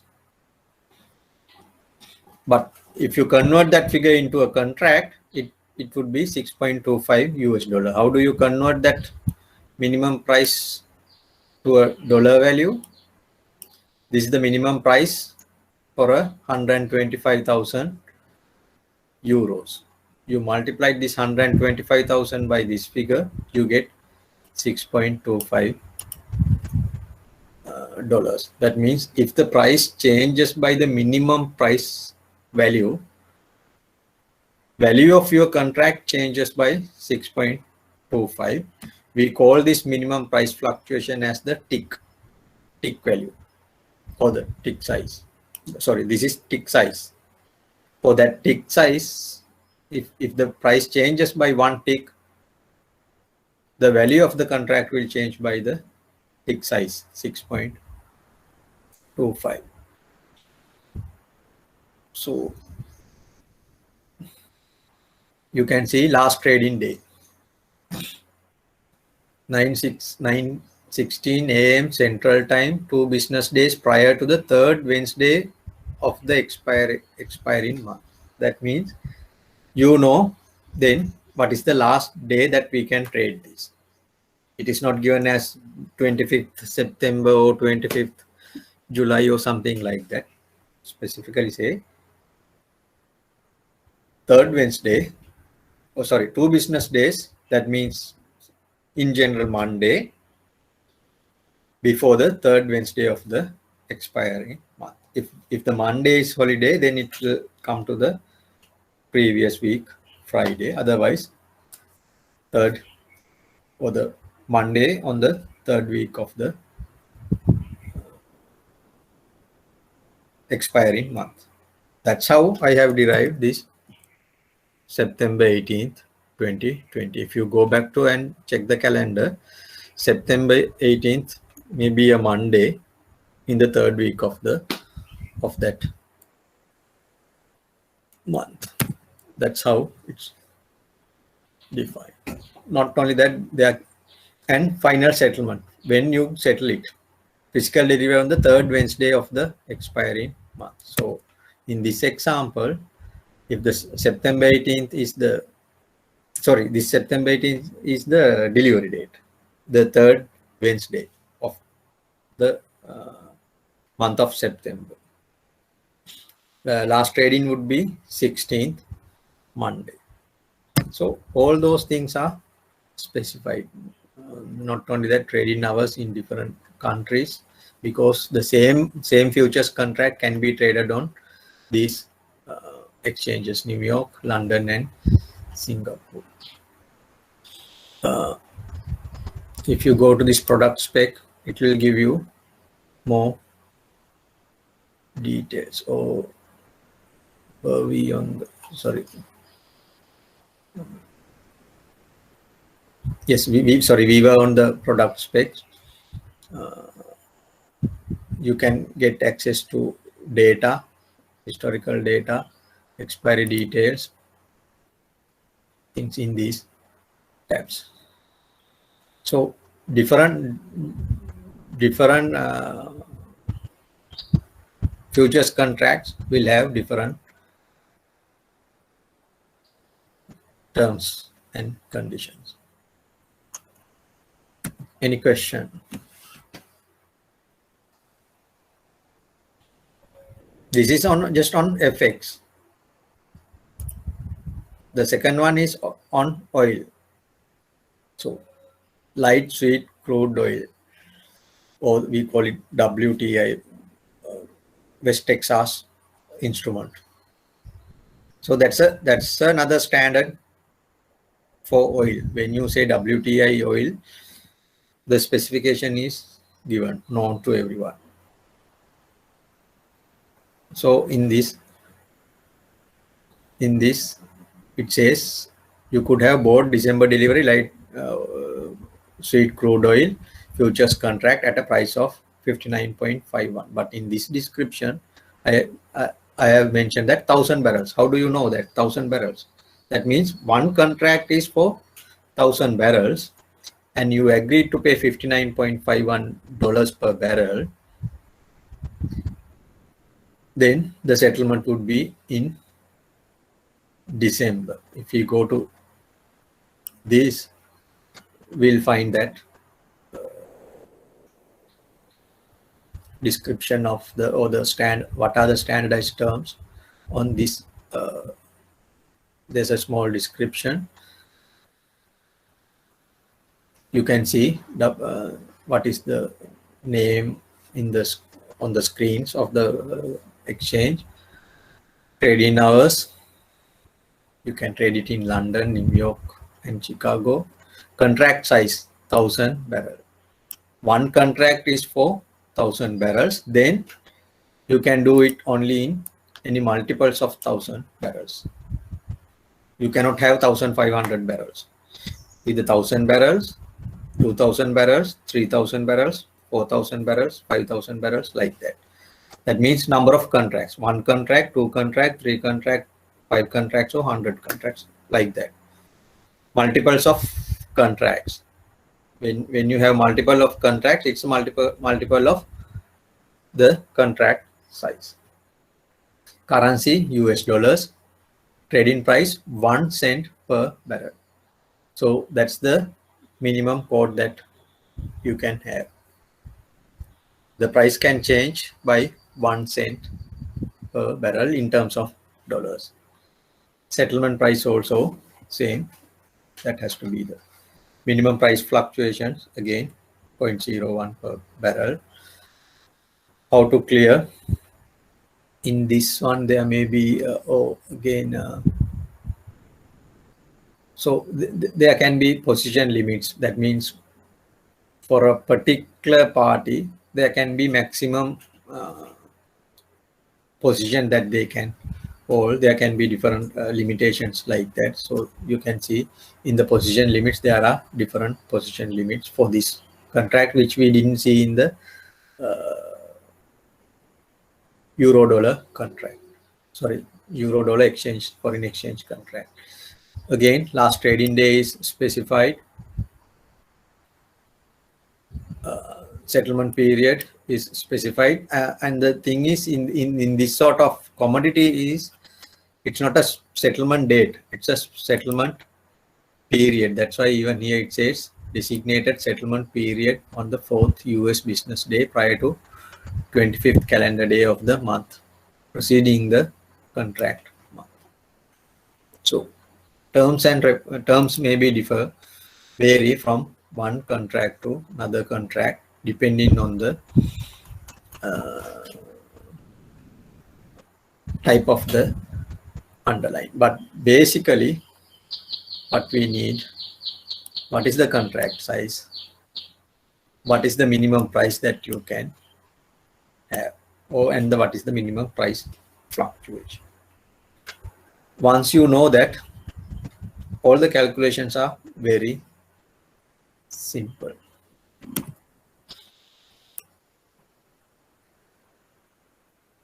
So in the standardized term, price is the only term that established by the two parties to the contract. So within the limits given for the price, what is the minimum price movement and things like that, within that, the parties can decide the price.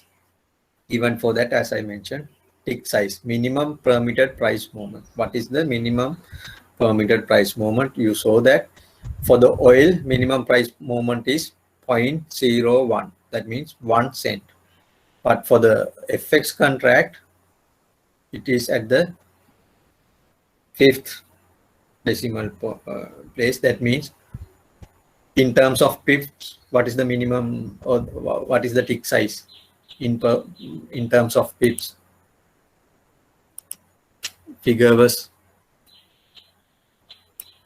0.0005. How many pips? If you can remember, what is the definition of pips?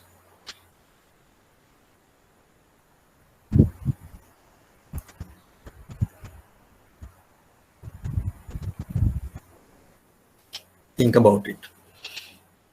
So then the tick value, what does it mean? If the price changed by this minimum permitted price amount, what would be the change in the value of the contract? So in the FX one, the number of euros that you trade is 125,000 euros. So if the price changes by this amount,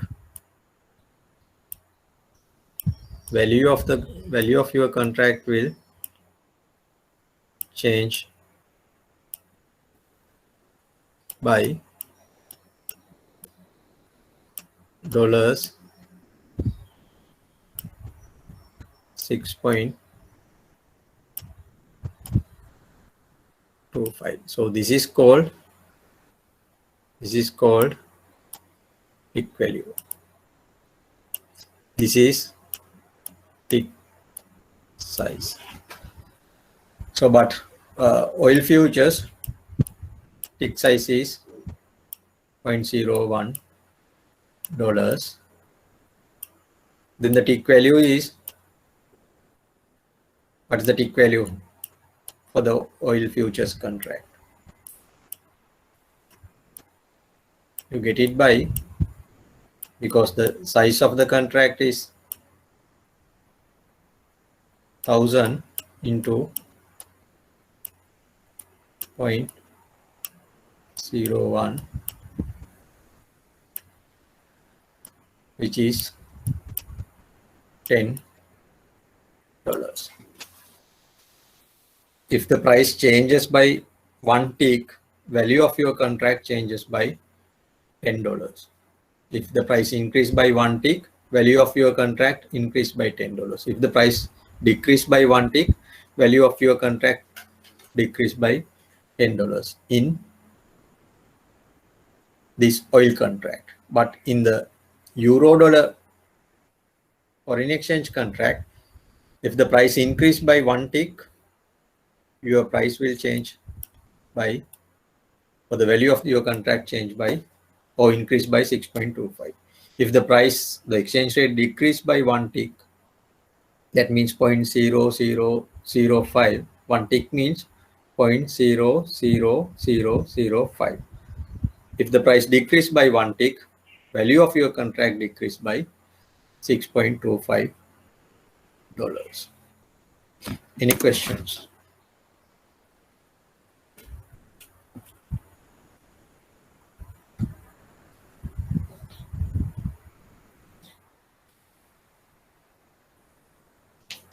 Any questions?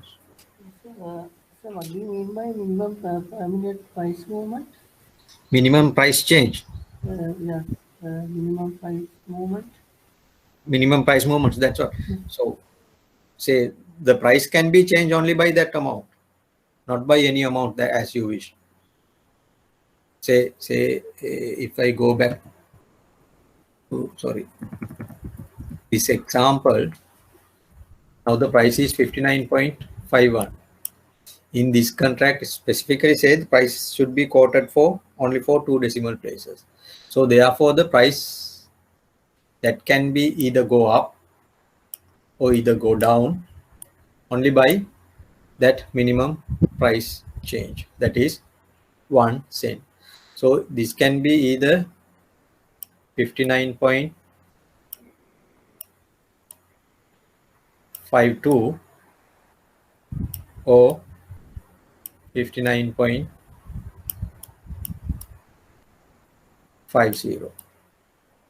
It cannot be 59.51 to 513 or something like that, or 59.508, something like that. Cannot be. It has to be by a 1 cent. That's the minimum price change. But it is, in this example, it's different.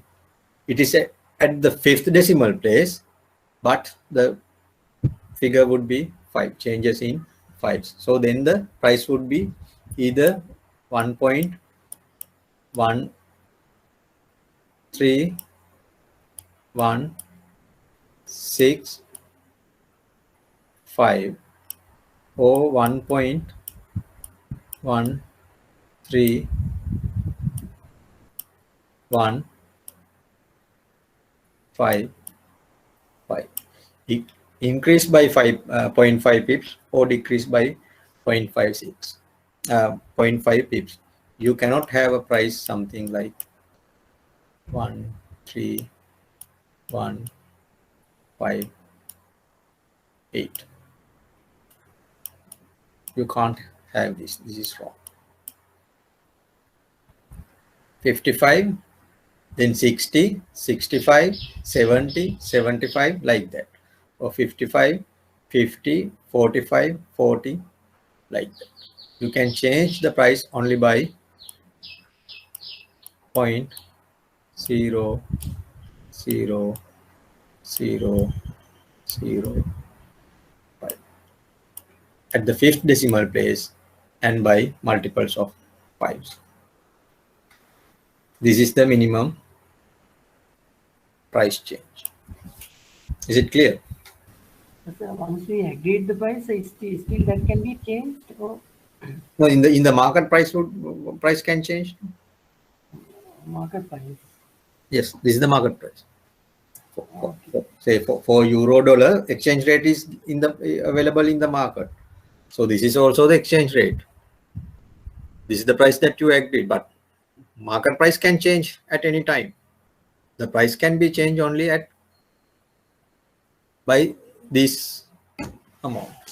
You won't see prices something like that in the market. So other thing is how that September 18 comes. That is That because of in the contract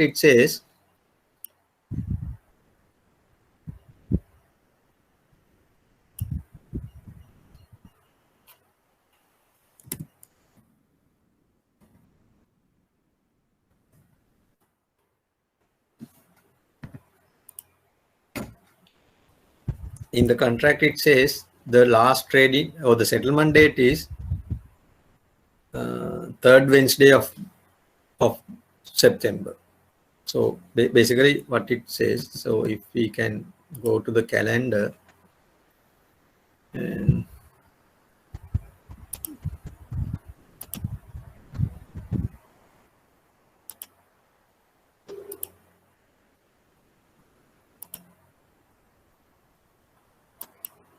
was it September?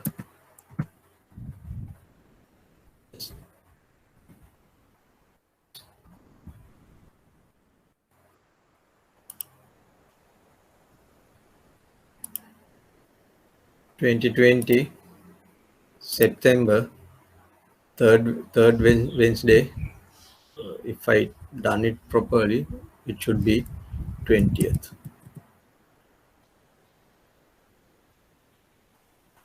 No, that date is incorrect. It seems to be. But it says last trading date 2 business days prior to the third Wednesday. Physical delivery third Wednesday of the expiring month. So if it is 2020, yes, 2020 July, then exactly this would be.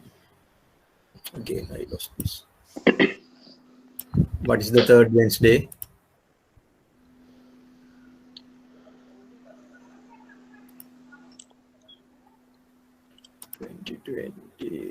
September.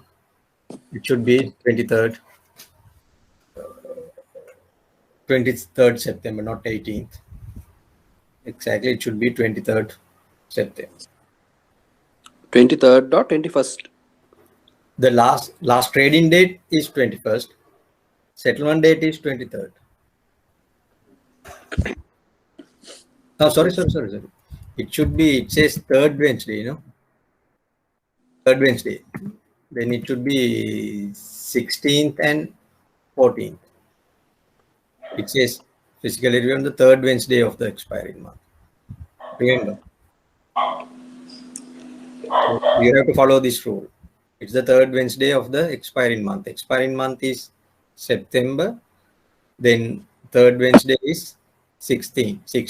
16th is the final settlement. That's the settlement date. Last trading date is 2 business days prior to that third Wednesday. So that means Monday. Then it is 14th. Is it clear? So in this you better make a correction. This should be 16th 2020. You settle the transaction on 16th,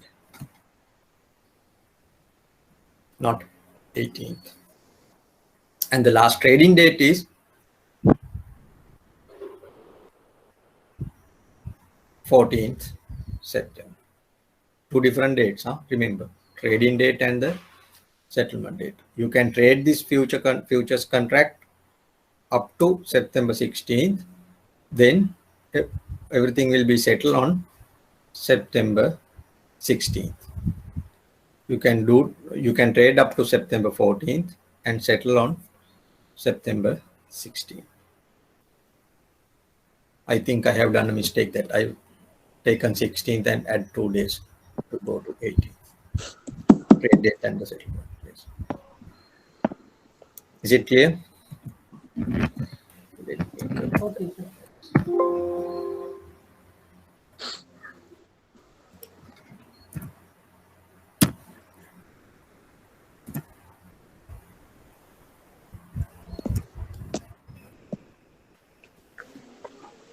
Anything else?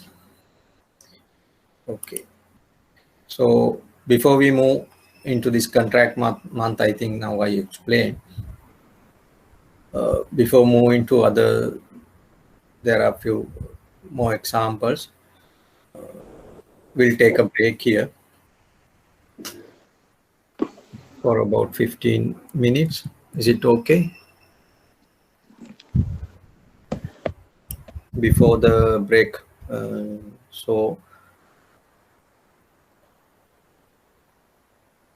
those are expire on a particular month, and the date is specified in the contract depending on whether it's the last Friday or last Wednesday or third week or something like that. So remember, different contracts, different termination or the maturity dates. For some contracts, especially for commodities, there can be a delivery for about 1 week or 2 weeks. That can happen.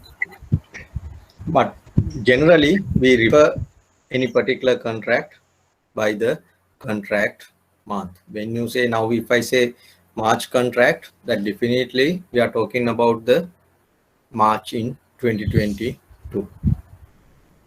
That's how we refer. We refer the nearest next month of that particular series. So different futures contracts, they have different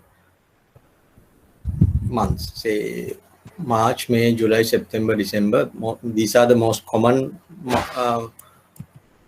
ones. But if we go back to this, you can see delivery months are, it was there.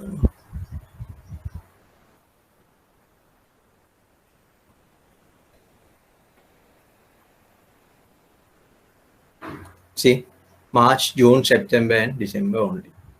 This euro-dollar contract are trading with maturities March, June, September, and December. So what is the exact maturity date? It would be third Wednesday of the expiring month. That's the final settlement date. That's the standard. But if we go to maybe crude oil, it may have different months.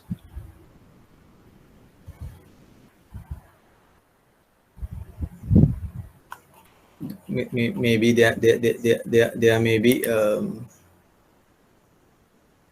futures with expiry in each month. That depends. So different futures contracts have different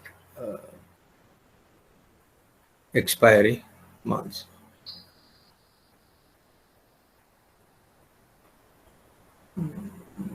Yeah, I cannot see it. It is up to 108 consecutive months. So there will be, you can trade now 100 for futures contracts for 108 consecutive months. That means we are in July, August delivery,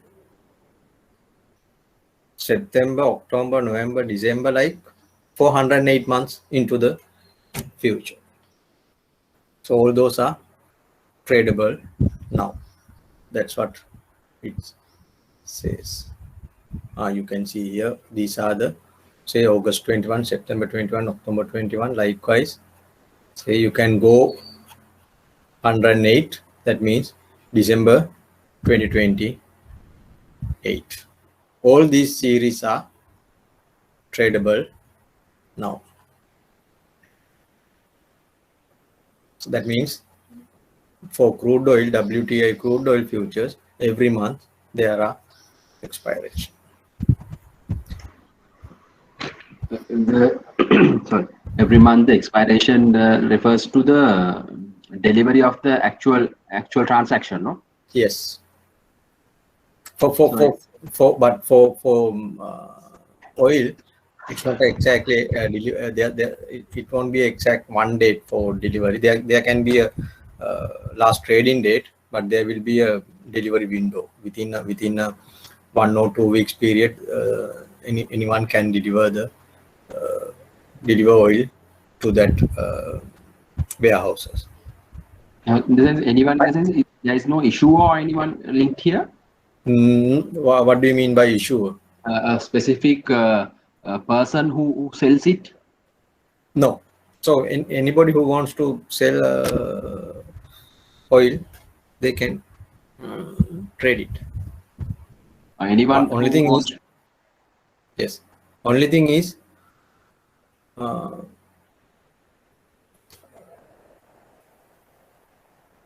he should be able to deliver oil. The other thing is, only thing, these are the contract is regulated by the exchange, this ICE exchange.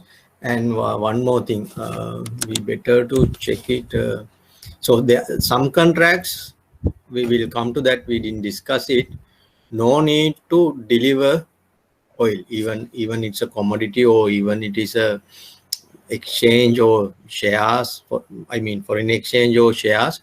You need not to deliver the underlying asset. You can calculate the profit or loss, and you just settle that part. That also can be done. So here, yes, it says cash settle. So Okay, monetary value. No delivery. You don't have to deliver oil barrels, but based on depending on the market price and the agreed price, whatever the difference, either you receive or you pay. That's how it works. That's another. At the point of on the settlement date. On the settlement date. They do the comparison and do it. Yes. And also, in other words, if we just similarize these two, how bond auctions work. In other words, if we just similarize these two, how bond auctions or anything work, basically there are some restrictions here when you compare to that, no? Date restriction, price fluctuation restrictions, and so forth. Yes. Yes. This is well regulated market. Market. Also, if the starting price, let's say it's any commodity, it starts with $60. Due to the price fluctuation, in the sense the price window, it could with multiple tradings, it could even end up in $70 or $80 also, no? Yes, that can happen. But there can be a limitation within a day. This is the maximum change. Also, there's a limitation in the changing amount, no? So in bonds and all, the price is not restricted like that. So that is different. I didn't get that. In the sense, here the price fluctuation, there's a restriction for the percentage change, no? Yes. In bonds and all, if you take the price can be. Yes, it can be by any amount. Yes.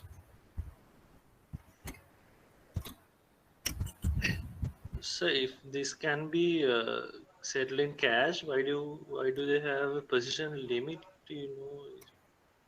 But still to stop speculation, excessive speculation. Speculation. Okay.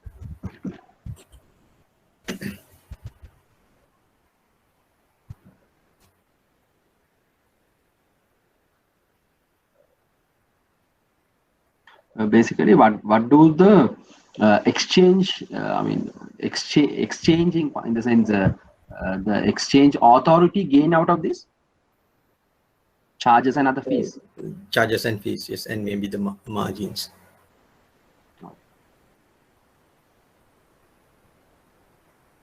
So where can we find the price fluctuations here? A maximum or maximum price? If there's any, it should be. Yeah, well, you mean the day limit, no? Yes. In this, I cannot see something like that.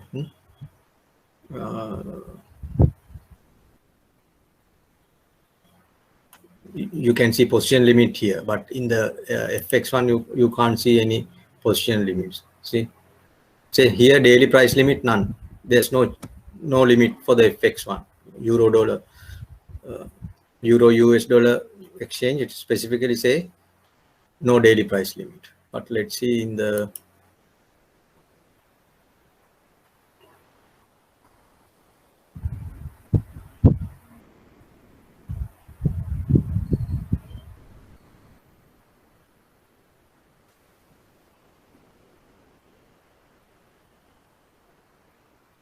even here it's not specified. I think most probably it may not be applicable, or maybe you may have to go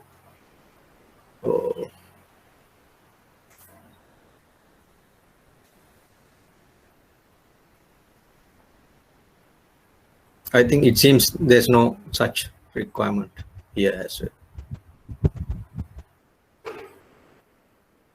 It's not given here. So what is this position limit?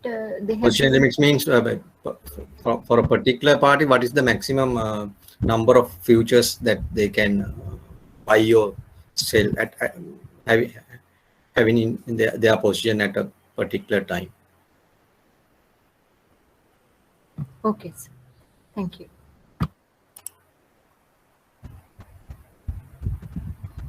Otherwise, they can do a lot of trades and buy lot and take the price up, or sell lot and take the price down, or they get the control over the price.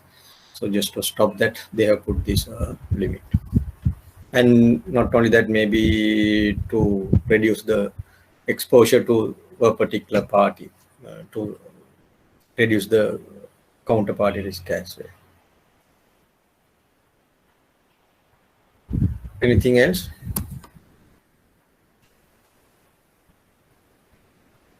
So, however, if we are to do any trades, we have to be careful and go through all the terms. What are the specification for a particular futures contract?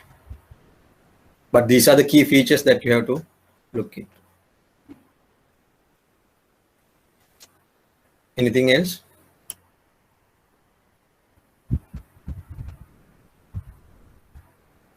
If not, the third one example is so here first contract or the FX one, we said on July 5th 2020 you bought it, but in the third one what it says, on July 25th, after 20 days you sold it at a price of 1.1385.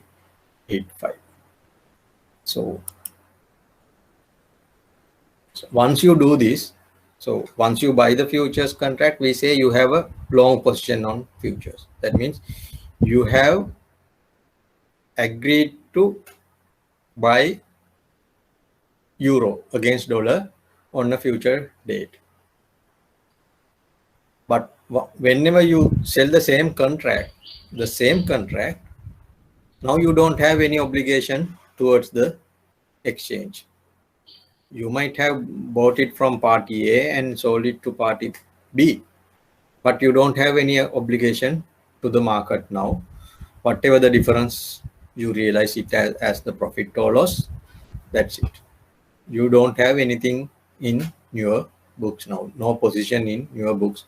Basically, you are square off. But remember, to do that, you have to trade the same contract. It's not, when I say it's the same contract, it's not just not the currency pair, euro USD. It should be on the same exchange. If you did this transaction on the ICE exchange, the same should be sold. So we call them fungible. So exactly the same thing. You buy and sell exactly the same thing, then you don't have any exposure to the market. The next one is also the same thing. On the oil contract, you can sell it and realize the profit. And the other thing, like in any other instruments, in an uncontrolled market, either you can start by buying or you can start by selling. There's no restriction on futures as well. Either you can sell or either you can buy.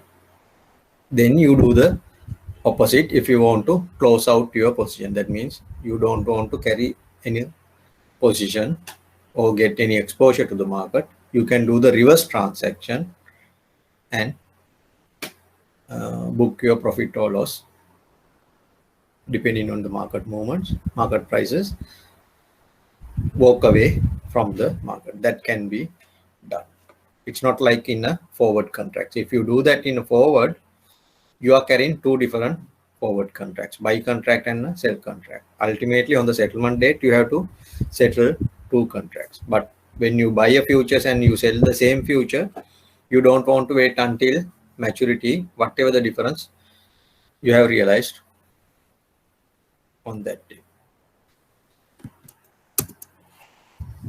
So, but there are consequences, positives and negatives both, of standardization. So the simple thing is, traders, whoever who trade futures, they know what they are doing. If I say I buy crude contracts, WTI contracts, 10 contracts, what does it mean on September? Very straightforward. I know I am buying oil 10,000 barrels because I bought 10 contracts. One contract is 10,000 barrels. So if I bought by 10 contracts, the amount is 10,000 barrels. The price is known. If the price is changes by 1 cent, one contract position will change by $10. I have 10 contracts, my PNL would change by $100. Very straightforward. So you know what are you doing, and you know the settlement will be on September. Then they know what is the delivery obligation, when to deliver, how to deliver, whether it's a cash settlement. That means without delivering the physical goods, you just exchange the PNL or things like that. Then therefore it's very easy to trade. You don't want to worry about too many things. What you have to worry about, the contract month and the amount, how many contracts that you are going to trade. And you can do large volume contracts, but it should be multiple of contracts. So for oil, if you need to buy 1 million barrels of oil, then you have to trade 1,000 contracts. If you want to buy euro 1 million, how many contracts that you have to trade? 1 million divided by 125,000. Likewise. The major thing is, since the product are standardized, everything knows given, market liquidity is high, because the same product that you trade, it's like a bond. When you say 2029 series government bond coupon with 9% or something like that, you know what it is. It is the same thing that you can buy, sell. But in a forward contracts, it's a very customizable thing. What is the forward contract that I have agreed with someone else may not be the same thing another third party wants. So therefore, I cannot sell it back to the third party. But here, we know exactly what is the trade, what are the terms and conditions. Therefore, very easily transfer from one party to other party. Therefore, liquidity has liquidity increased in the market, and the market efficiency also increased through futures prices. Market will find out or derive the market prices, demand and supply, everything will be factored very efficiently in the futures trading. But on the other hand, the negative side of this is, since this is not customizable, it may not suit properly for our requirements. Say, if you want to buy euros in month of May through futures, you cannot buy, because there are only 4 months of contracts. In between that, if you want to do, you can't do. Say you need to buy only 865,000 euros. You may not be able to do that, because the contract size is 125,000. Even in multiples, you may not get the exact figure that you want. Those are and the settlement date. Even in the same month, if you want September 10th, you need foreign exchange. According to this, you can't do that, because the settlement will be on 16th September. Likewise, those are the weaknesses or the disadvantages of use of futures contracts. But the thing is, advantages outweigh the disadvantages. So therefore, futures are heavily traded in the market. People have come up, market participants have come up with solutions to those issues.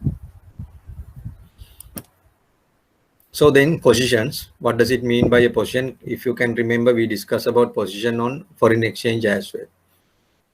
What's a long position? You know that. What's a long position?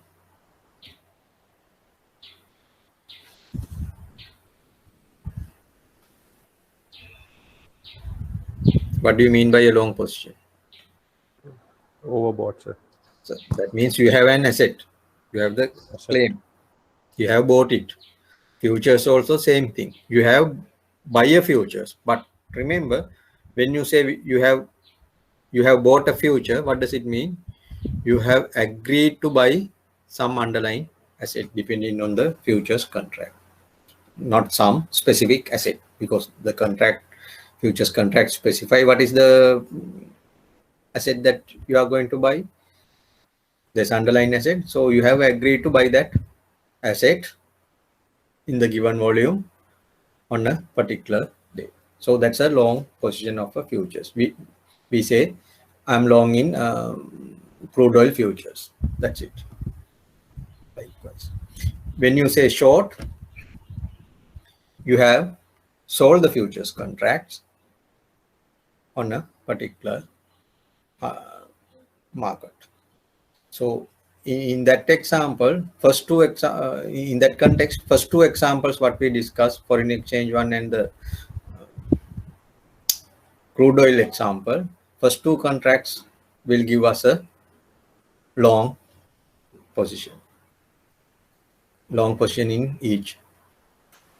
But in the third and fourth examples, assuming that we didn't have this contract 1 and contract 2, will give us a short position because we agreed to sell euro, sell oil. So that will give us a short position. But remember, I mentioned that assuming that we didn't have that contract 1 and contract 2. But if we assume we have already bought contract 1 and contract 2, once you enter into contract 3 and contract 4, your position would be squared. You bought it here, contract 1, you sold it here through contract 3. So your position is squared. To be squared, in other financial instruments, you should buy and sell the same amount. If there's any balance remaining, then it will create a long position or a short position depending on your trade. I think it's clear what does it mean by long position and a short position. Clear?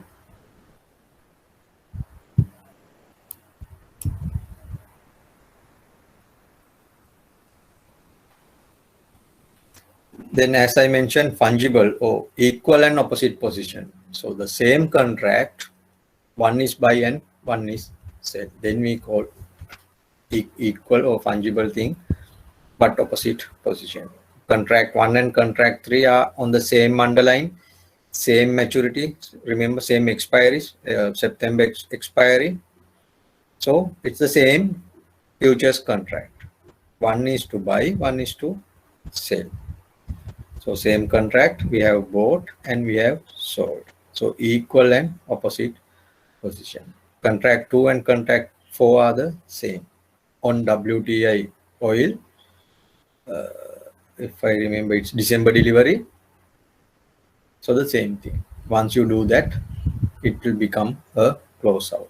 Agree to both buy and sell the same item at the same future date. So therefore, once you close out your position, that means square position, you don't have any delivery obligation. You don't have to pay or receive anything on the expiry date. The date you entered into the transaction and it settled, everything is settled on that date. You don't carry any obligation into the future. So in terms of types of futures, again, almost same as the what we discussed about derivatives, what are the underlying, but these are the very common futures contracts. There can be futures contracts on exchange rate, as we witnessed previously. Euro dollar, it may be dollar yen, sterling dollar, CHF dollar, or euro GBP, or in that. So that can be on any. So most of the exchange rates, not any, yes, definitely not any. Most of the major currencies you can see futures contracts on exchange rate, and the interest rates. There can be futures contracts on the interest rates and bonds. So there are futures on bonds, but I'm not going to discuss this on bond in detail because it's need some time we have to spend that if we have to discuss, because it's not a particular bond. Bond futures are traded on based on a hypothetical bond. So we are not going to go into that detail on bond futures. Then there can be financial futures, mostly on the stock indexes rather than the individual stocks. Say like Nikkei 225 or FTSE 100 or S&P 500 in US, something like that. Based on the index value, you have the futures contracts. But that's how these are the major futures markets available in the global markets. They are in terms of financial instruments. Then on commodities, there can be there are futures contracts on commodities, agricultural, energy, metal. So again, metal, I have mentioned only gold, but that can be on copper, that can be on iron ore or something like that.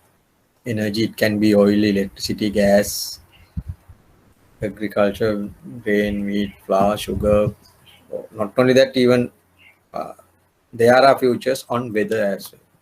What would be the future rainfall and things like that. So there are contracts. Theoretically, you can have it on anything.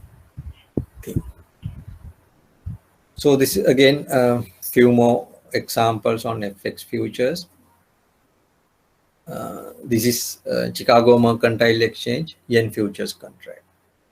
In that, contract size is 12.5 million yen. One contract size is 12.5 million yen. Remember, it's not in dollars. In generally, in the foreign exchange market, when we quote dollar yen, generally we refer to a dollar amount, not the yen amount. But remember here, the contract size is given in yen, not in dollars. How many yens that we trade for a particular, for a one contract, it's 12.5 million yen. The price is quoted in dollars, not in yen. In the foreign exchange market, we quote the price in yen, dollar yen exchange rate, 120 something. That means per $1, 120 yen. But here, per 1 yen, what is the price in dollars? And the minimum price fluctuation, you can see the tick size is it at the 1, 2, 3, 7th decimal place, because when you get the reciprocal exchange rate, you get a very small number, 1 over 120 or 110 something like that. So there will be many decimal places. In this contract, it is at the 7th decimal place, and but only multiples of 5s. You cannot have 1, 2, 3, 4 here, either 5 or 0. Then the tick value, what would be the tick value? You can calculate it. If the price increased by this minimum tick amount, what is the change in a value of a one contract?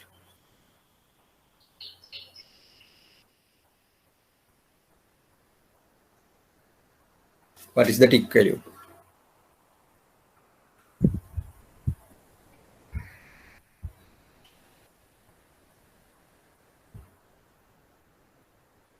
Can someone calculate and tell me what is the tick value?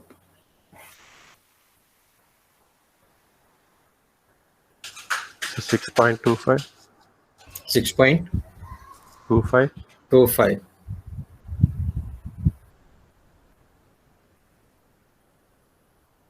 It's probably yes. How did you get it? So 12.5 is the contract size, number of yens. The minimum price change is this. So you multiply this by this. So you get 6.25. So the tick value is 6.25. What's the currency? It's in dollars. It's in dollars. So the tick value is dollars 6.25. Again, delivery months are March, June, September, December. Not there's no deliveries in between that. So you cannot use this if you want yen or you want to sell yen in April. You may not find a suitable futures contract to do that. But there are ways of doing it. Then this is an example of equity futures. This is based on the index, would say 100 index. This is the London stock market index. In this, the story is slightly different. Now, when you say index, it's like 3,500 or something like that, no? Index figure. So how do we trade futures is for each unit of the index, we have fixed, or they have fixed the pound amount. For each index point is valued 10 pounds. That's how they do it. If the index changes from 5,000 to 5,001, value increased by 10 sterling pounds. But for the index, there's no dollar value or rupee value or pound value. It's just the index figure. So say if we take your favorite, what you familiar with SPI index, it doesn't say rupees or nothing to, there's no link to a currency, no. This is just an index figure. The FTSE index also the same, but what they have done, they have assigned a particular dollar value or the pound value for a one index point. If the index, so basically one index point value is 10 pound, then the quotation should go in terms of index points. How many number of index points? The tick size, the index points can change only by half a index points, not by the full index points. Then what is the tick value? The tick size is 0.5. Value of a index point is $10. Then what is the tick value? Not $10, sorry, 10 pounds. Then what is the tick value? So that is 5 pounds? That is 5 pounds. 10 into 0.5. So the index increased by 0.5. Then the value of your contract increased by 5 pounds. Again, deliveries are only in March, June, September, and December. So then euro dollar futures. Again, what does it mean by euro dollar?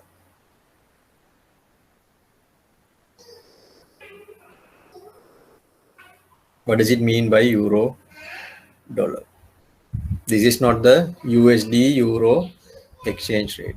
This is the euro dollar deposit, that interest rate. This is an interest rate futures. You can see in the topic, it is the interest rate future.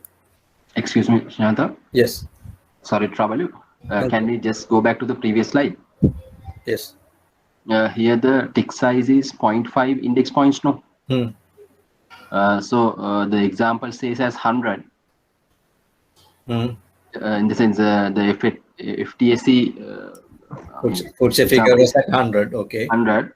So if the let's say if the market, I mean the index goes to 100.3, there'll be no difference on the on my position if I'm already having it, no? No, then your value changes. If you have bought it, you are gaining 100.3. Not 103. Sorry, 100.3. It can't be. So in that case, there is no point because it's not in the minimum tick size, no? Yes, there cannot be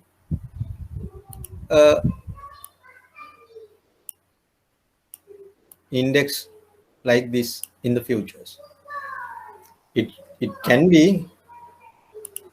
So the price is 100, then the next quote would be 100.5 or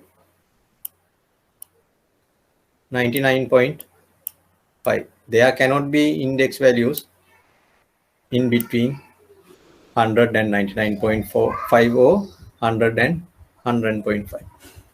Yeah. So the initial example of 100 states the original it doesn't necessarily state the market rate. Yeah. That's the market rate for the futures. It's not the indeed the. So what does it mean that say for an index? What is the futures means? Say you agree to buy FTSE 100 index at 100 in March. What does it mean?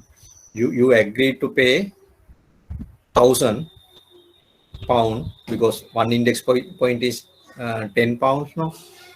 If you buy at 100, that means you assume the index value would be 100 in March, next March. Yeah. So you agree to pay £1,000. Yeah. That's the concept. Then that's the futures price of the equity index. That can be changed every second or every millisecond. Yeah, due to the market condition. Market conditions. Then it can be go up. If it is to go up, the minimum possible price would be 100.5. If it goes up, if it goes down, it could be 99.5. There can be any price in between. There cannot be any price in between those figures because of the minimum tick size is, or the tick size minimum price change is allowed only 0.5 index points. As you mentioned, there cannot be any price or the index value saying 100.3. Yeah. So either 100.5 or 99.5. So but it can be 101. Yeah. Because it's a multiple of 0.5. Multiple of 0.5. Let's say when I bought it, the market value was 100, and gradually, I mean, it over 2-3 days time, it becomes 100.1, 2, 3, so forth. Okay, so when it's 100.3, I can 100.3. It won't. In the market you can't quote that price. So therefore, there won't be I'm not telling about the quoting price. I'm just telling about the market price. No, the market. There cannot be a market price if nobody is allowed to quote that price. No, in the sense the market value, present value is 100.3. Can it be? In the real index, it can be. Yes. Yeah, that's right. That's right. So if it is 100.3, no, the thing is, so when it comes to futures, you will realize, say, if the today's futures price is today's index is 100. Today's futures, not futures. Today's index is 100. Yeah. Would anybody agree to sell at 100 in next March? Yeah. It would. This is spot current. This is futures. It very rare chance these both to be same. Yeah, very rare chance. So in the same example, since it's 100, this may be 103, something like that. Assume 103. Yeah, assume the example here is 103. Yes, this one. Okay. Yeah, this one. So if it is 100, and if it's gradually the index is becoming to 101, 101.5, and so forth, I should be in a good position to resell it. Resell it for a better index, no? Yes.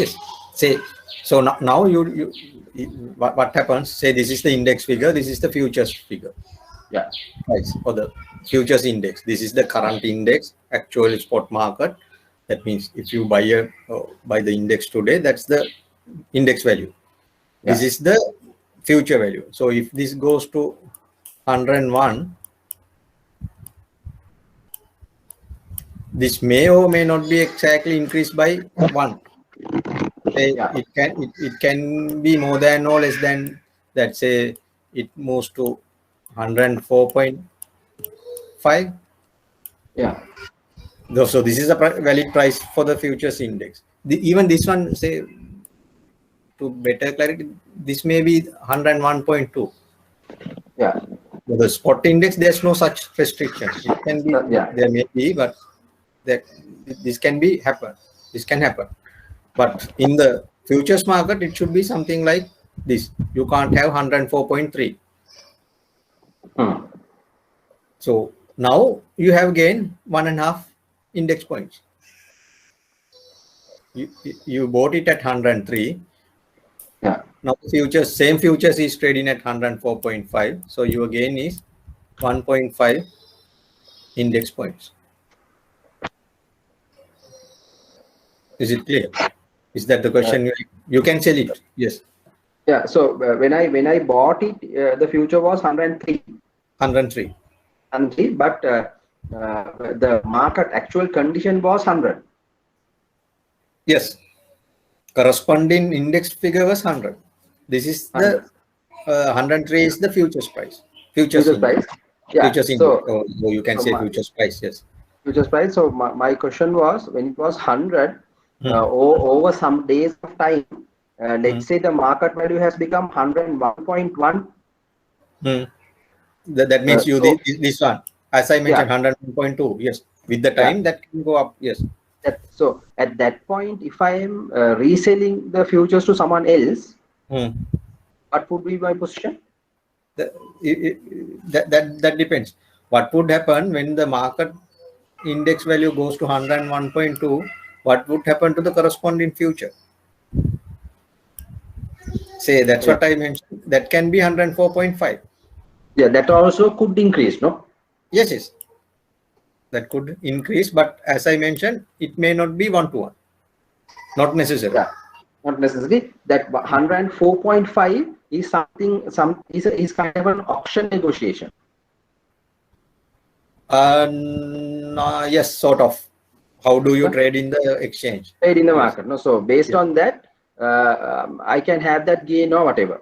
So basically, if you want to sell it, you go to the site or their system, see what is the bid, because you are selling. No, what is the bid for these futures? It can be 104.5. Then you sell it at that price. And in this futures market, always the second trade. I mean, if I bought it first and if I'm trying to sell it, always I'll have to anticipate growing market. No. Growing market. What do you mean? In the sense, if the person going down from what I bought already, I'll be finding it hard to resell it. No. No. Forget about these futures. So if you want to buy shares, what do you expect if you buy? Yeah, the expect a bull market. Bull market. If you sell, you expect the bear market. Yeah. Same thing here. Ultimately, yes, there's no difference whether you buy outright or whether you go through future. That concept remains same for all these futures contracts. Only thing is whether there's any way when the spot market increases, or we generally call cash market. That means you buy outright and sell outright. That price increases, whether there's any possibility for the futures price to go other way around. Then only you can think about the opposite way. It's very rare chance. And also, in order to trade in these commodity futures, we should be well aware of the industry, no? in other words? No, not only commodity, anything. Even you trade in interest rate, you should know about the dynamics of the interest rates. If you are trade a foreign exchange, you should know about foreign exchange market dynamics, global economies. Even the oil price may have an impact on currency pair. So all these are interconnected. Let alone the investments or borrowings.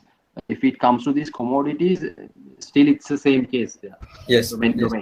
Yes. So say what would happen if there's a war between Iran and Iraq or somewhere there. Oil price will have an impact. Same thing would happen to the flow into exchange rates. Dollar will appreciate. So interest rate may get impacted. So all these are interconnected. And the gold price would go up. Thank you, Mr. Nishan. We can move on. Thanks.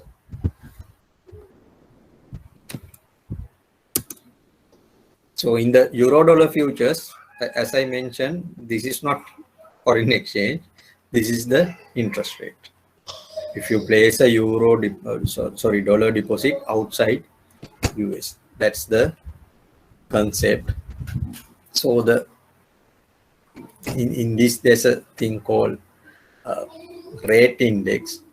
So therefore the contract size is decided based on this $2,500 into rate index. Basically rate index is, since this is an interest rate, we quote the price. Oh, it's interest rate. The price here is the interest rate. We agree on an interest rate. But for simplicity, then for calculation, we change it into a dollar amount. That's what we do here. Then the currency is in US dollars and cents. So the price quotation, that means we quote the price in this manner. What it is, 100 minus numerical value of the rate index. So basically it is like this. We assume the face value is 100.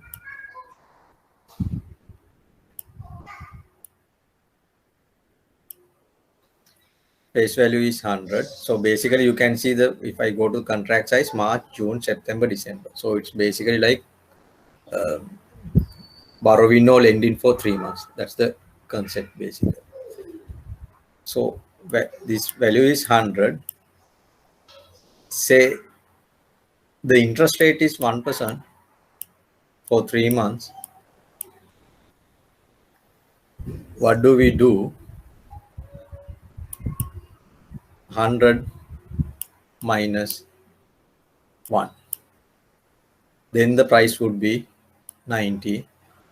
Instead of discounting, because it's like today you borrow $99, on the maturity you pay 100 after 3 months, then the interest rate is 1%. But without going through that discounting and compounding, for these futures, it's simplified in this manner, deducting the interest rates for a face value of 100. That's how it works. So the tick size is 0.0025. That means 25 basis points. So what would be the tick value?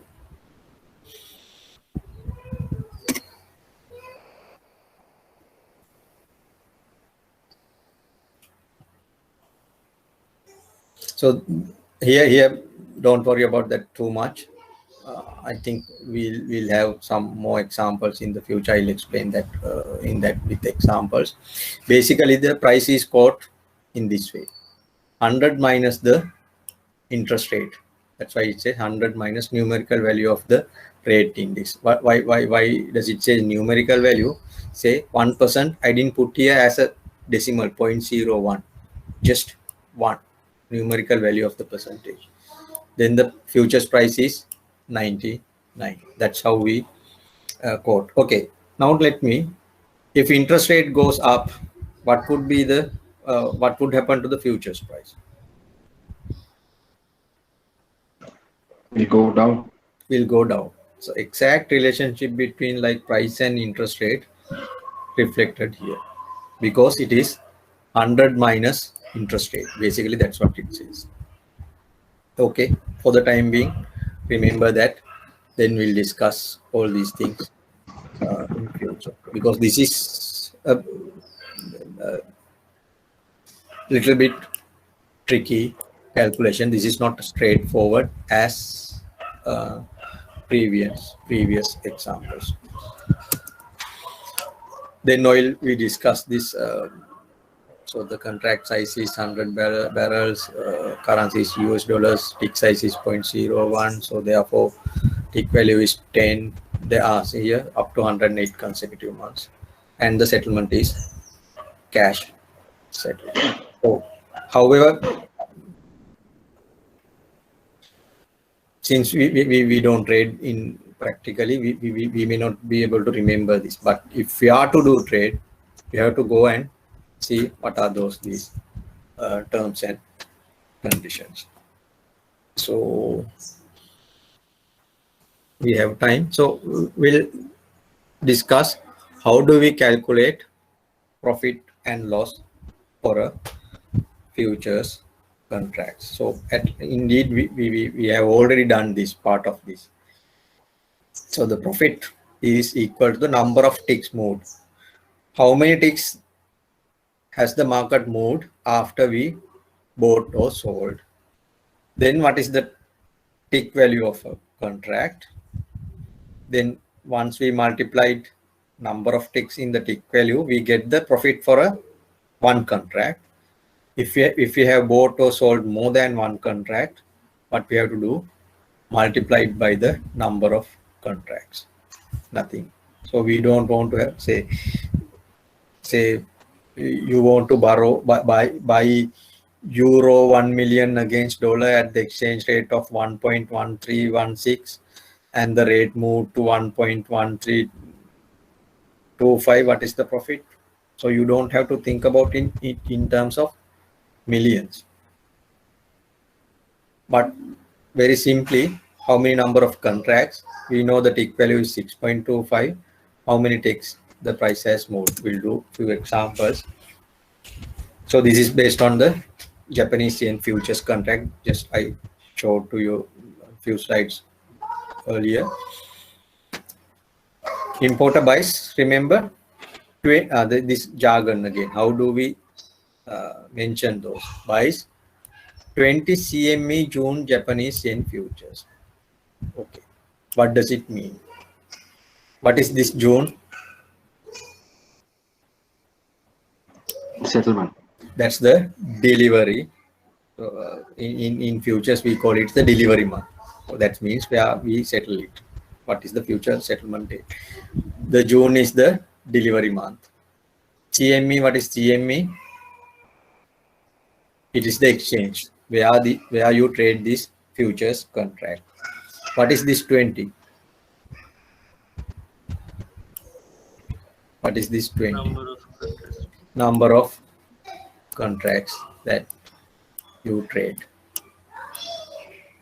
So you bought 20 contracts on Japanese yen futures at this price.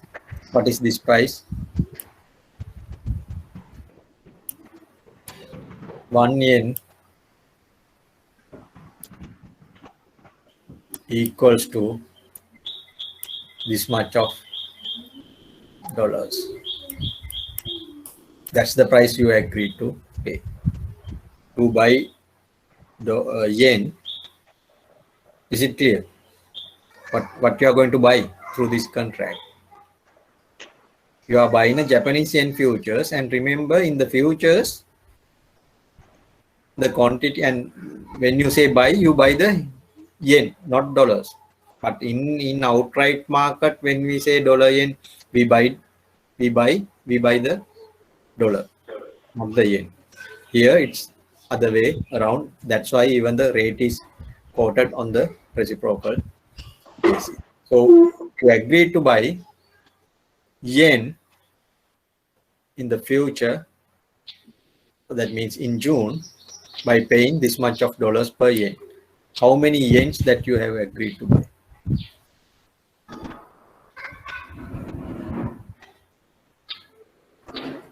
What's the amount of yen? 12.5 million into 20. 12.5 million into 20. So that means 250 million. Correct? Because size of a one contract is 12.5 million. You have agreed to buy 20 contracts. That means 20 times of one contract size 12.5. So you agreed to buy 250 million yen at this price. Okay, but after that, after 1 month, the price is this. Are you making money or losing money?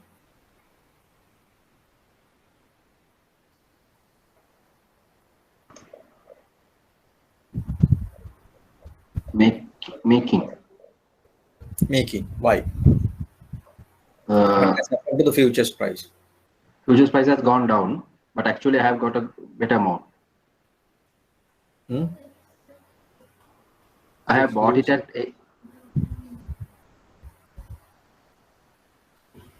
I have bought it at 8784. But on the day of closing, it's 8715. So you have bought something at 8784. Now the market price is 8715.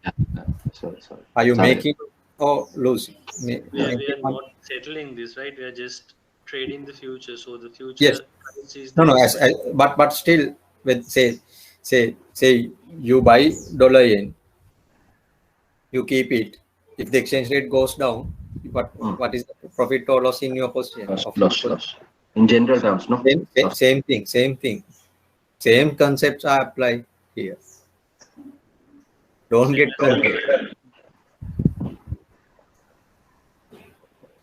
So you lose because price has gone down. It's like this. You agreed to pay $8784. Assuming this, forget about these decimal numbers. You agreed to pay $8784 per yen. That's the agreed price. On the maturity date, you have to pay that price. Correct? It's like a forward. If you agree the price, you have to pay that price on the maturity date. No? But now the market rate has gone down. You could have bought it at a lower rate. So it's a loss. Clear? Is it clear? Yeah. So whenever you buy, what you need not to think about whether this is Japanese yen, whatever the underlying, doesn't matter. You agree to buy at this price. Now the market price is this. Whether it has gone up or gone down. Price has gone down. That means you are making a loss. Clear? Okay. What is that profit or loss? You need not to multiply this. Now this is 250 million yen and take this difference or something like that. So 1, 2, 3, 4, 5, 6, 8, 4, 1, 5. How many ticks?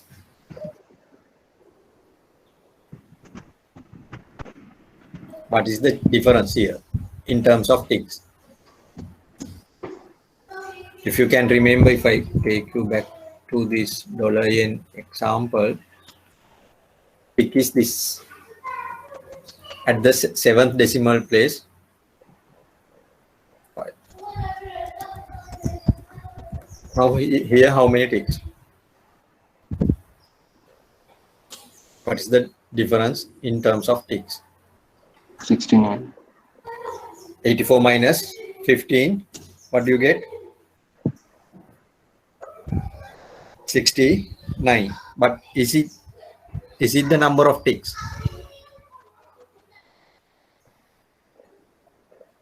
remember, tick is at the 7th decimal place. Here we have only up to 6 decimal places. So the number of ticks is 2 times that. 120. 69. 138. 9 digit. I mean, 69 times 2. That's the number of ticks. What is the value of a tick?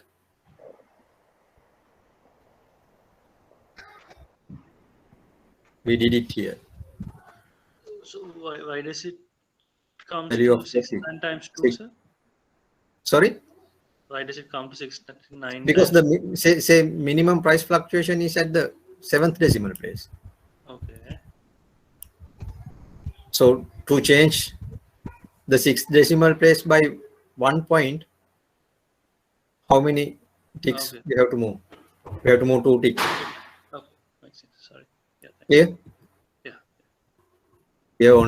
we have only up to 6 decimal place, not to the 7th decimal place. So the difference 69 comes in how many multiples of the 6th decimal place, but we need it in how many times of changes in 7th. It can be only in multiples of 5s. So that means to move the 6th decimal place by 1, there should be 2 movements in the 7th decimal place. So therefore, whatever the difference, we have to multiply it by 2. So 69 into 2. Loss in ticks, this one, that means 138 ticks. You need not to put these decimal numbers, just you could have see that 8787 is the same. Difference comes in 84 and 15. Take the difference, multiply it by 2, 138 ticks. Then 138 ticks you lose. Then what is the total loss? You know, per contract, per tick, value is 6.25. This is fixed. It won't change. Then you know, per contract, what is the loss? 6.25 into 138. And but you bought 20 contracts, then the total loss is this. No need to do multiplications of or division in millions or billions. But once you get familiar, you can easily calculate this number of ticks, how many ticks the market has moved. So that's why ultimately 138 is the number of ticks the market moves, 6.25 is the tick value, 20 is the number of contracts. So number of ticks moved, tick value, number of contracts. Once you multiply those, you get the figure 17,250. But remember, it's a loss. Clear? 6.25 comes? 6.25 comes. So can you remember we discussed it here? What is the tick value? How did you calculate this as 6.25? I illustrated it in Excel as well. Can you remember?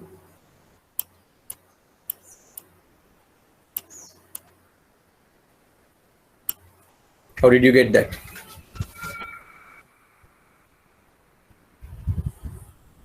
Can someone explain? How did you get that?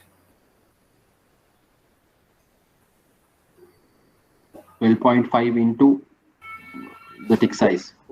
Yes, 12.5 million yen. That means the contract size into minimum price fluctuation.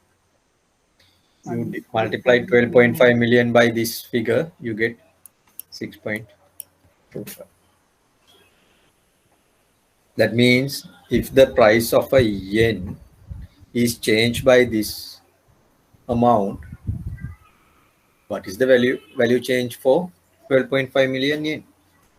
Simple as it is. Now, That's the basic. Clear? Okay, sir. In that case, that 2 comes, we multiply by 2, no? Sir? That's because that the number of decimal place is 6 and 7, no? Yes, that's why we have to multiply it by 2. Here, If it is nothing to 20, do with then here these two, nothing to do with anything else. Only the problem is this difference won't give you number of ticks exactly, because the tick is at the next level, 7th decimal place. That's why you have to multiply it by 2. Anything else? so this example goes with that earlier one, no? Yeah, Yes, page number 17. Yes, because we use the same futures contract. Okay.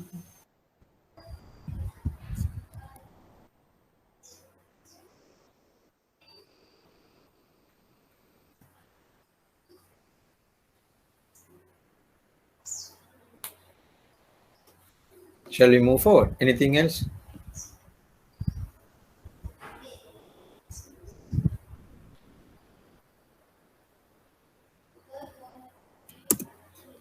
So this is an example on the FTSE index. We'll do this and finish for today. Then you can pause here and go back and go through the things again and be clear on what. So basically, don't get confused with future word. Even forget about the word future. Go back to the basic. Whether you buy 1 or 10, that's the what is the quantity. So the contract means, say, it's a bundle.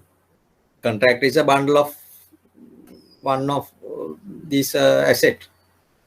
Therefore, the contract, there's a size. Like if you go to a boutique and you take a bag of rice, it's a one contract. Price may be 200 rupees per kilo. Then the price of that bag is, that depends on whether the bag is 5 kilo bag or a 10 kilo bag. So the standard you have is same thing. Either you can buy rice as the pack, the bag, or ask someone to weigh it using the bulk. That's the difference here. They have packed it, put it into a bag and packed it. What you have to do is buy the pack. You know the value of that pack. Instead of saying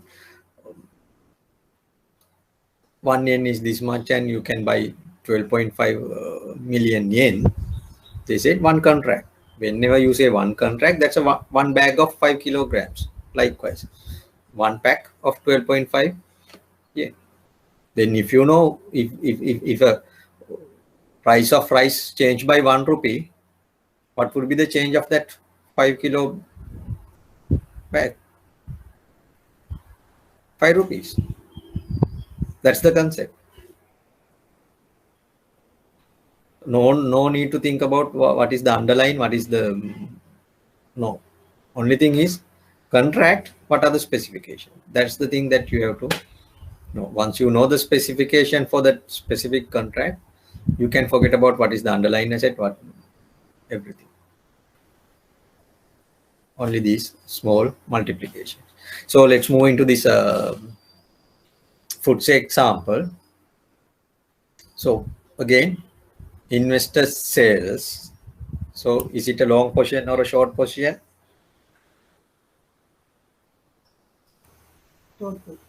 It's a short position. How many contracts?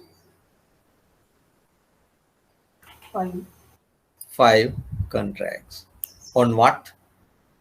On the FTSE 100.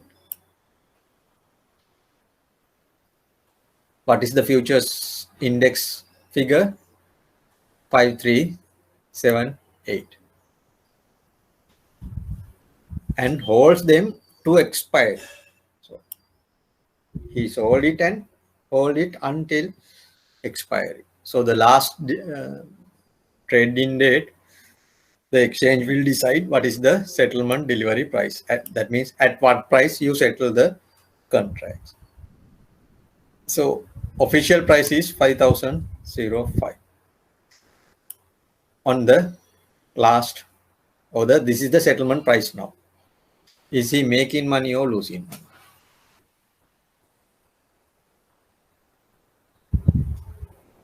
He sold at 5378. Now the market is 5005. He's making money, right? He's Profit, making money because price has gone down. He had a short position, so he's making money. Okay. Now the index value dropped by how many index points?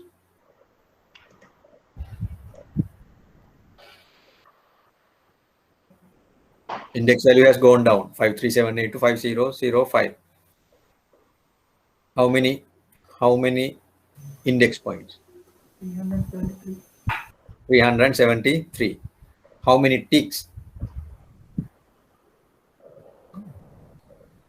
Again, if you can remember, for this, one tick is half a index points. So now here the index has gone down by 373. Then how many ticks? 373 into 2. What is the tick value? 10 counts. Tick value. Sorry. Index point 10. Okay. That's one thing. In this, you need not to calculate the loss or profit in terms of ticks itself. You can go by the index points. So you make a gain of 373 index points here. What's the value of an index point? 10. It's given. Value of an index point is 10. The market has moved by 373 index points. So 746. So you can straight away multiply it by 373 into 10. That is per one contract. Then, but here you have sold 5 contracts, multiplied by the same amount by 5. So in summary, contract size is index into 10 per point. Tick size is 0.5 index point. Tick value is 5 pound per tick. What we here indeed need is what is the profit in index points. Since it has gone down, it's a profit. 5378 minus 5005, as you quite correctly said 373. If you want to make it number of ticks, you can multiply it by 2, then you get 746 ticks. Now in the previous slide, we know value of a tick is 5 pounds, multiplied 746 by 5, 3730. But you can see even from 373 to you can come here by multiplying it multiplying by 10, same thing. Then profit for the trade, multiply this by the number of contracts that you have sold. So the profit is 18,650. Either you can break it down like this or put it into a single line. Number of ticks 373, tick value 5, number of contracts 5, multiply all these together, you get 18,650. But generally stock indexes, it is easy to go by the index points, because you know the value of the index point and it is easy to calculate the change in index points. What is the initial index value? What is the index value at the end? The difference is the index points and multiplied by the value of a index points. No need to calculate the number of ticks necessarily. you can go by the index points as well. But remember to multiply it by the number of contracts that you have traded. That's a must. Either you go by the ticks or by the index points. Ultimately, you have to multiply it by the number of trades that you have traded.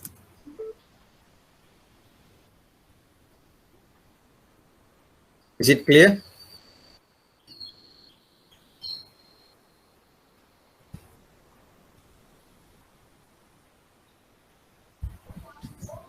Any question?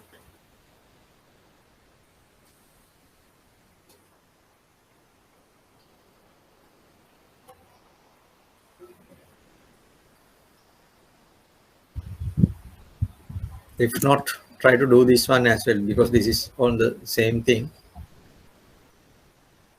In this example, investor has bought 6 contracts at the index level at 50-50. On the expiry, it was 5156. Is it a gain or a loss? Gain. It's a gain because you bought at 50-50. Now the index is at 51-56. What is the gain? How many index points? How many index points? Gain is 5156 minus 5050. It is 106. What is the value of an index point? 10.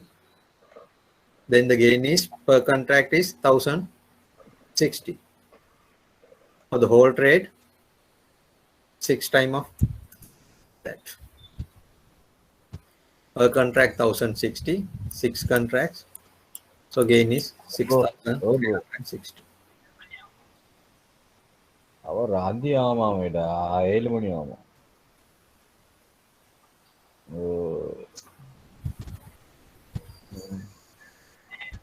Solida. Oh, what I say, you have don't dig that.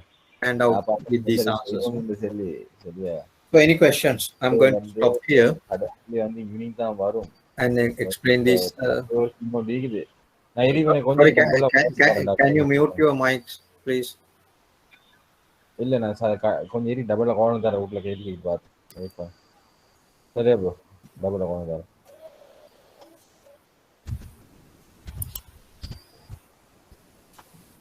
Any questions?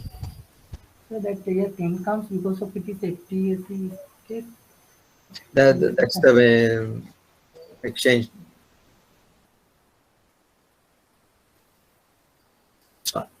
Exchange settlement delivery price, ESD. If you hold it until maturity, what is the official price announced by the exchange as the settlement price? Because you keep it until maturity, then the exchange will announce, okay, this is the market price. You have to settle the transactions and against that rate, whatever the you agreed rate, and this is the closing price. That difference is your gain or loss. If it is, especially if it is a cash settlement, you have to pay or receive that difference. If it is a physical delivery, no need to worry about this EDSP. What you have to do, take the delivery or make the delivery, but there will be a profit or loss in that trade.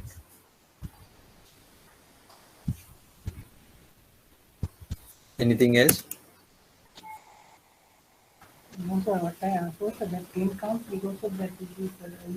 I cannot hear you. That 10 comes here. 10. Yeah. That's because of it given in the futures specification. The food it says unit of trading 10 pounds per index point. It is the always same, sir, same amount, sir? Sorry? Is it always the same amount? for a particular contract, once it is defined, it's fixed. It won't change. But from one futures contract, that means say you trade it in one exchange, the same equity index may be traded in two different exchanges on futures market. So then their specification may be different. So one exchange, is it the same? If it is a same exchange, yes, they won't change it. That's the part of the standardized product. Even for different commodities, is it the same? No. One commodity. That's what I mentioned. For a particular contract, terms are fixed. Oh, okay. So for different commodities, different terms. You saw that. So because some of the terms are not applicable for some of the underlying. Say whatever the terms applicable for a euro dollar, that means euro against dollar foreign exchange transaction is not applicable for oil trade. It is not applicable for a interest rate futures. It is not applicable for a gold transaction. So depending on the nature of the underlying transaction and the applicable terms and conditions vary. So whatever the applicable things for a equity index, those are not applicable for a foreign exchange transaction. Oh, yeah. But the same concept will be there. Tick value, tick size, contract size, these sort of things will be there, but actual value may change from one contract to another contract. Does it change from commodity to the same commodity? It is the same, no, sir? Sorry? For same commodity or same? No, same commodity it won't change. That's right. If it is the same, so same commodity mean again, say if you go back to that CME, there are different futures on oil as well.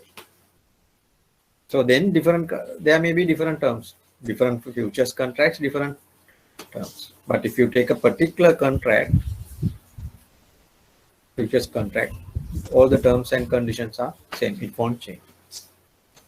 Okay, thank you.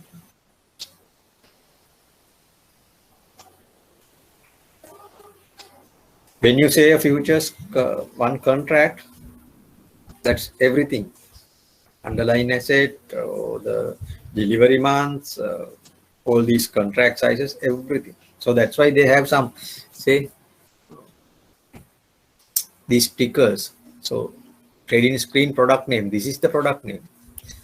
There can be some other product names. This is the trading hub name, screen name. This is the symbol. There can be some if you go back to product list, there can be some other futures contracts on the oil, but different context. You see here, you can see related product, Brent crude futures, in NYH, heating oil futures. So different products, different contracts.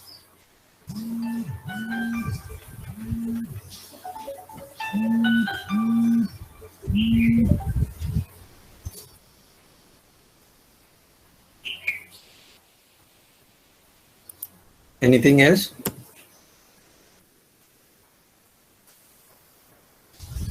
So this is a very simple explanation. How do you calculate the futures and profit and loss, and we'll discuss this next week. How do we draw the payoff diagram? When the market price changes, how the our profit or loss will change. Any questions? I think something wrong with this website. Any questions?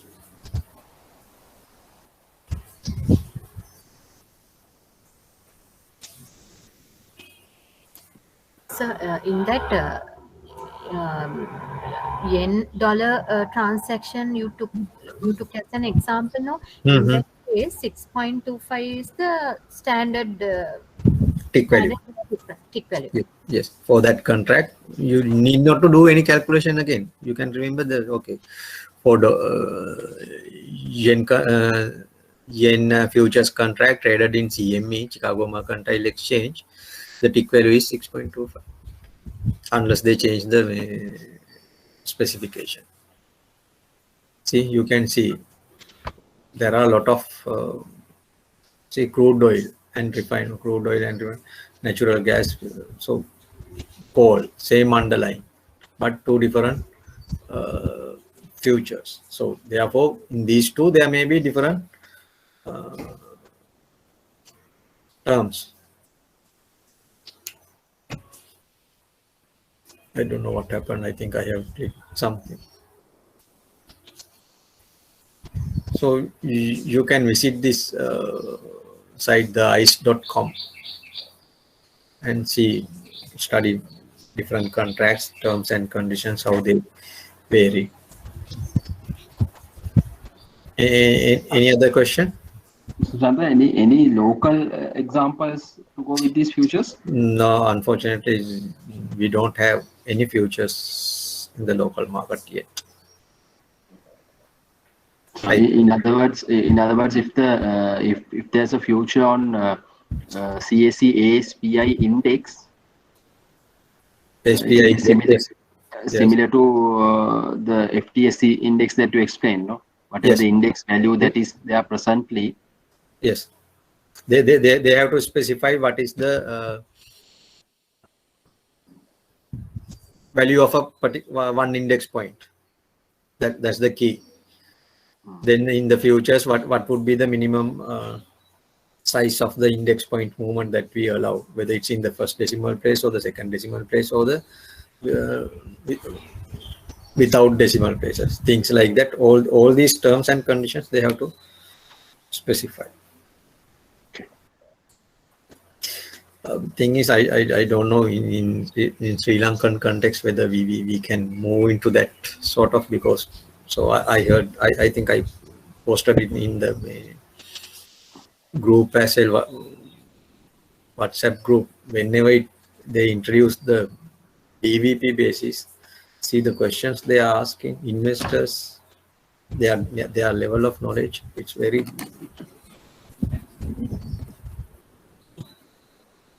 poor.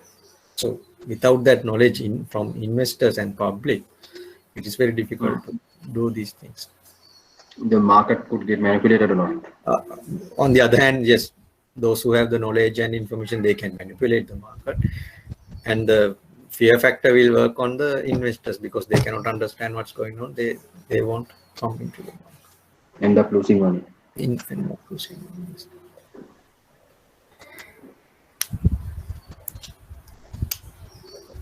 So other than this ICE website, are there any other like Euronet Next? We can find these type of. Yes. Yeah, if you go, yes, exactly. If you go to another exchange, same the dollar yen contract may be trading in different terms, or even the euro and dollar exchange rate product.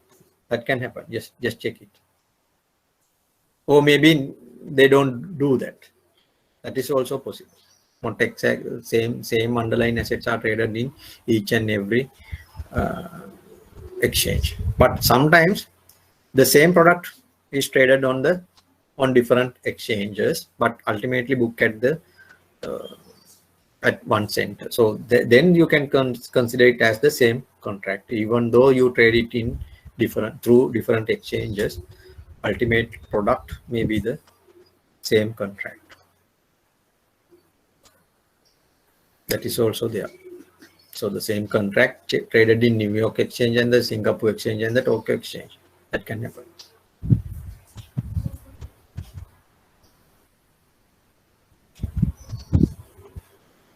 Sir, is that historical Nicholson case relates to futures? Yes. Okay. Okay. He is supposed to identify the arbitrages in futures market and the spot market, because once we learn how to, it's like, say, we discuss about spot exchange rate and the forward exchange rate. So there's a relationship between spot rate and the two interest rates to derive the forward exchange rate. So if that relationship is broken, then there will be an arbitrage. We discussed that. Can you remember? Nick Leeson is supposed to identify that and do the trade to get the advantage of that arbitrage. Instead, what he did is speculate on the Nikkei index, assuming it will go up. He entered into futures contract, naked futures contract. That means it is not backed by other underlying transaction in the spot market or the cash market to hedge the position, to get the arbitrage. There's no arbitrage. He just speculate on the market direction and enters into a lot of futures contracts. Ultimately, with the Kobe, is it Kobe in Japan? Yes, earthquake, market collapse, and the exchange rate went other way around. So he lose. That's what happened. But if it was a arbitrage opportunity, you know, ultimately, once you do the full cycle of the transactions, irrespective of the ultimate market price of the index or whatever underlying, you make that profit. You are not exposed to the market price if you have done a proper hedging or the arbitrage trade. But it's not that what he did. He speculate on the market and enters into futures transactions. That's what happened. So again, the same product you use in an inappropriate way. Good example. Yes. Anything else?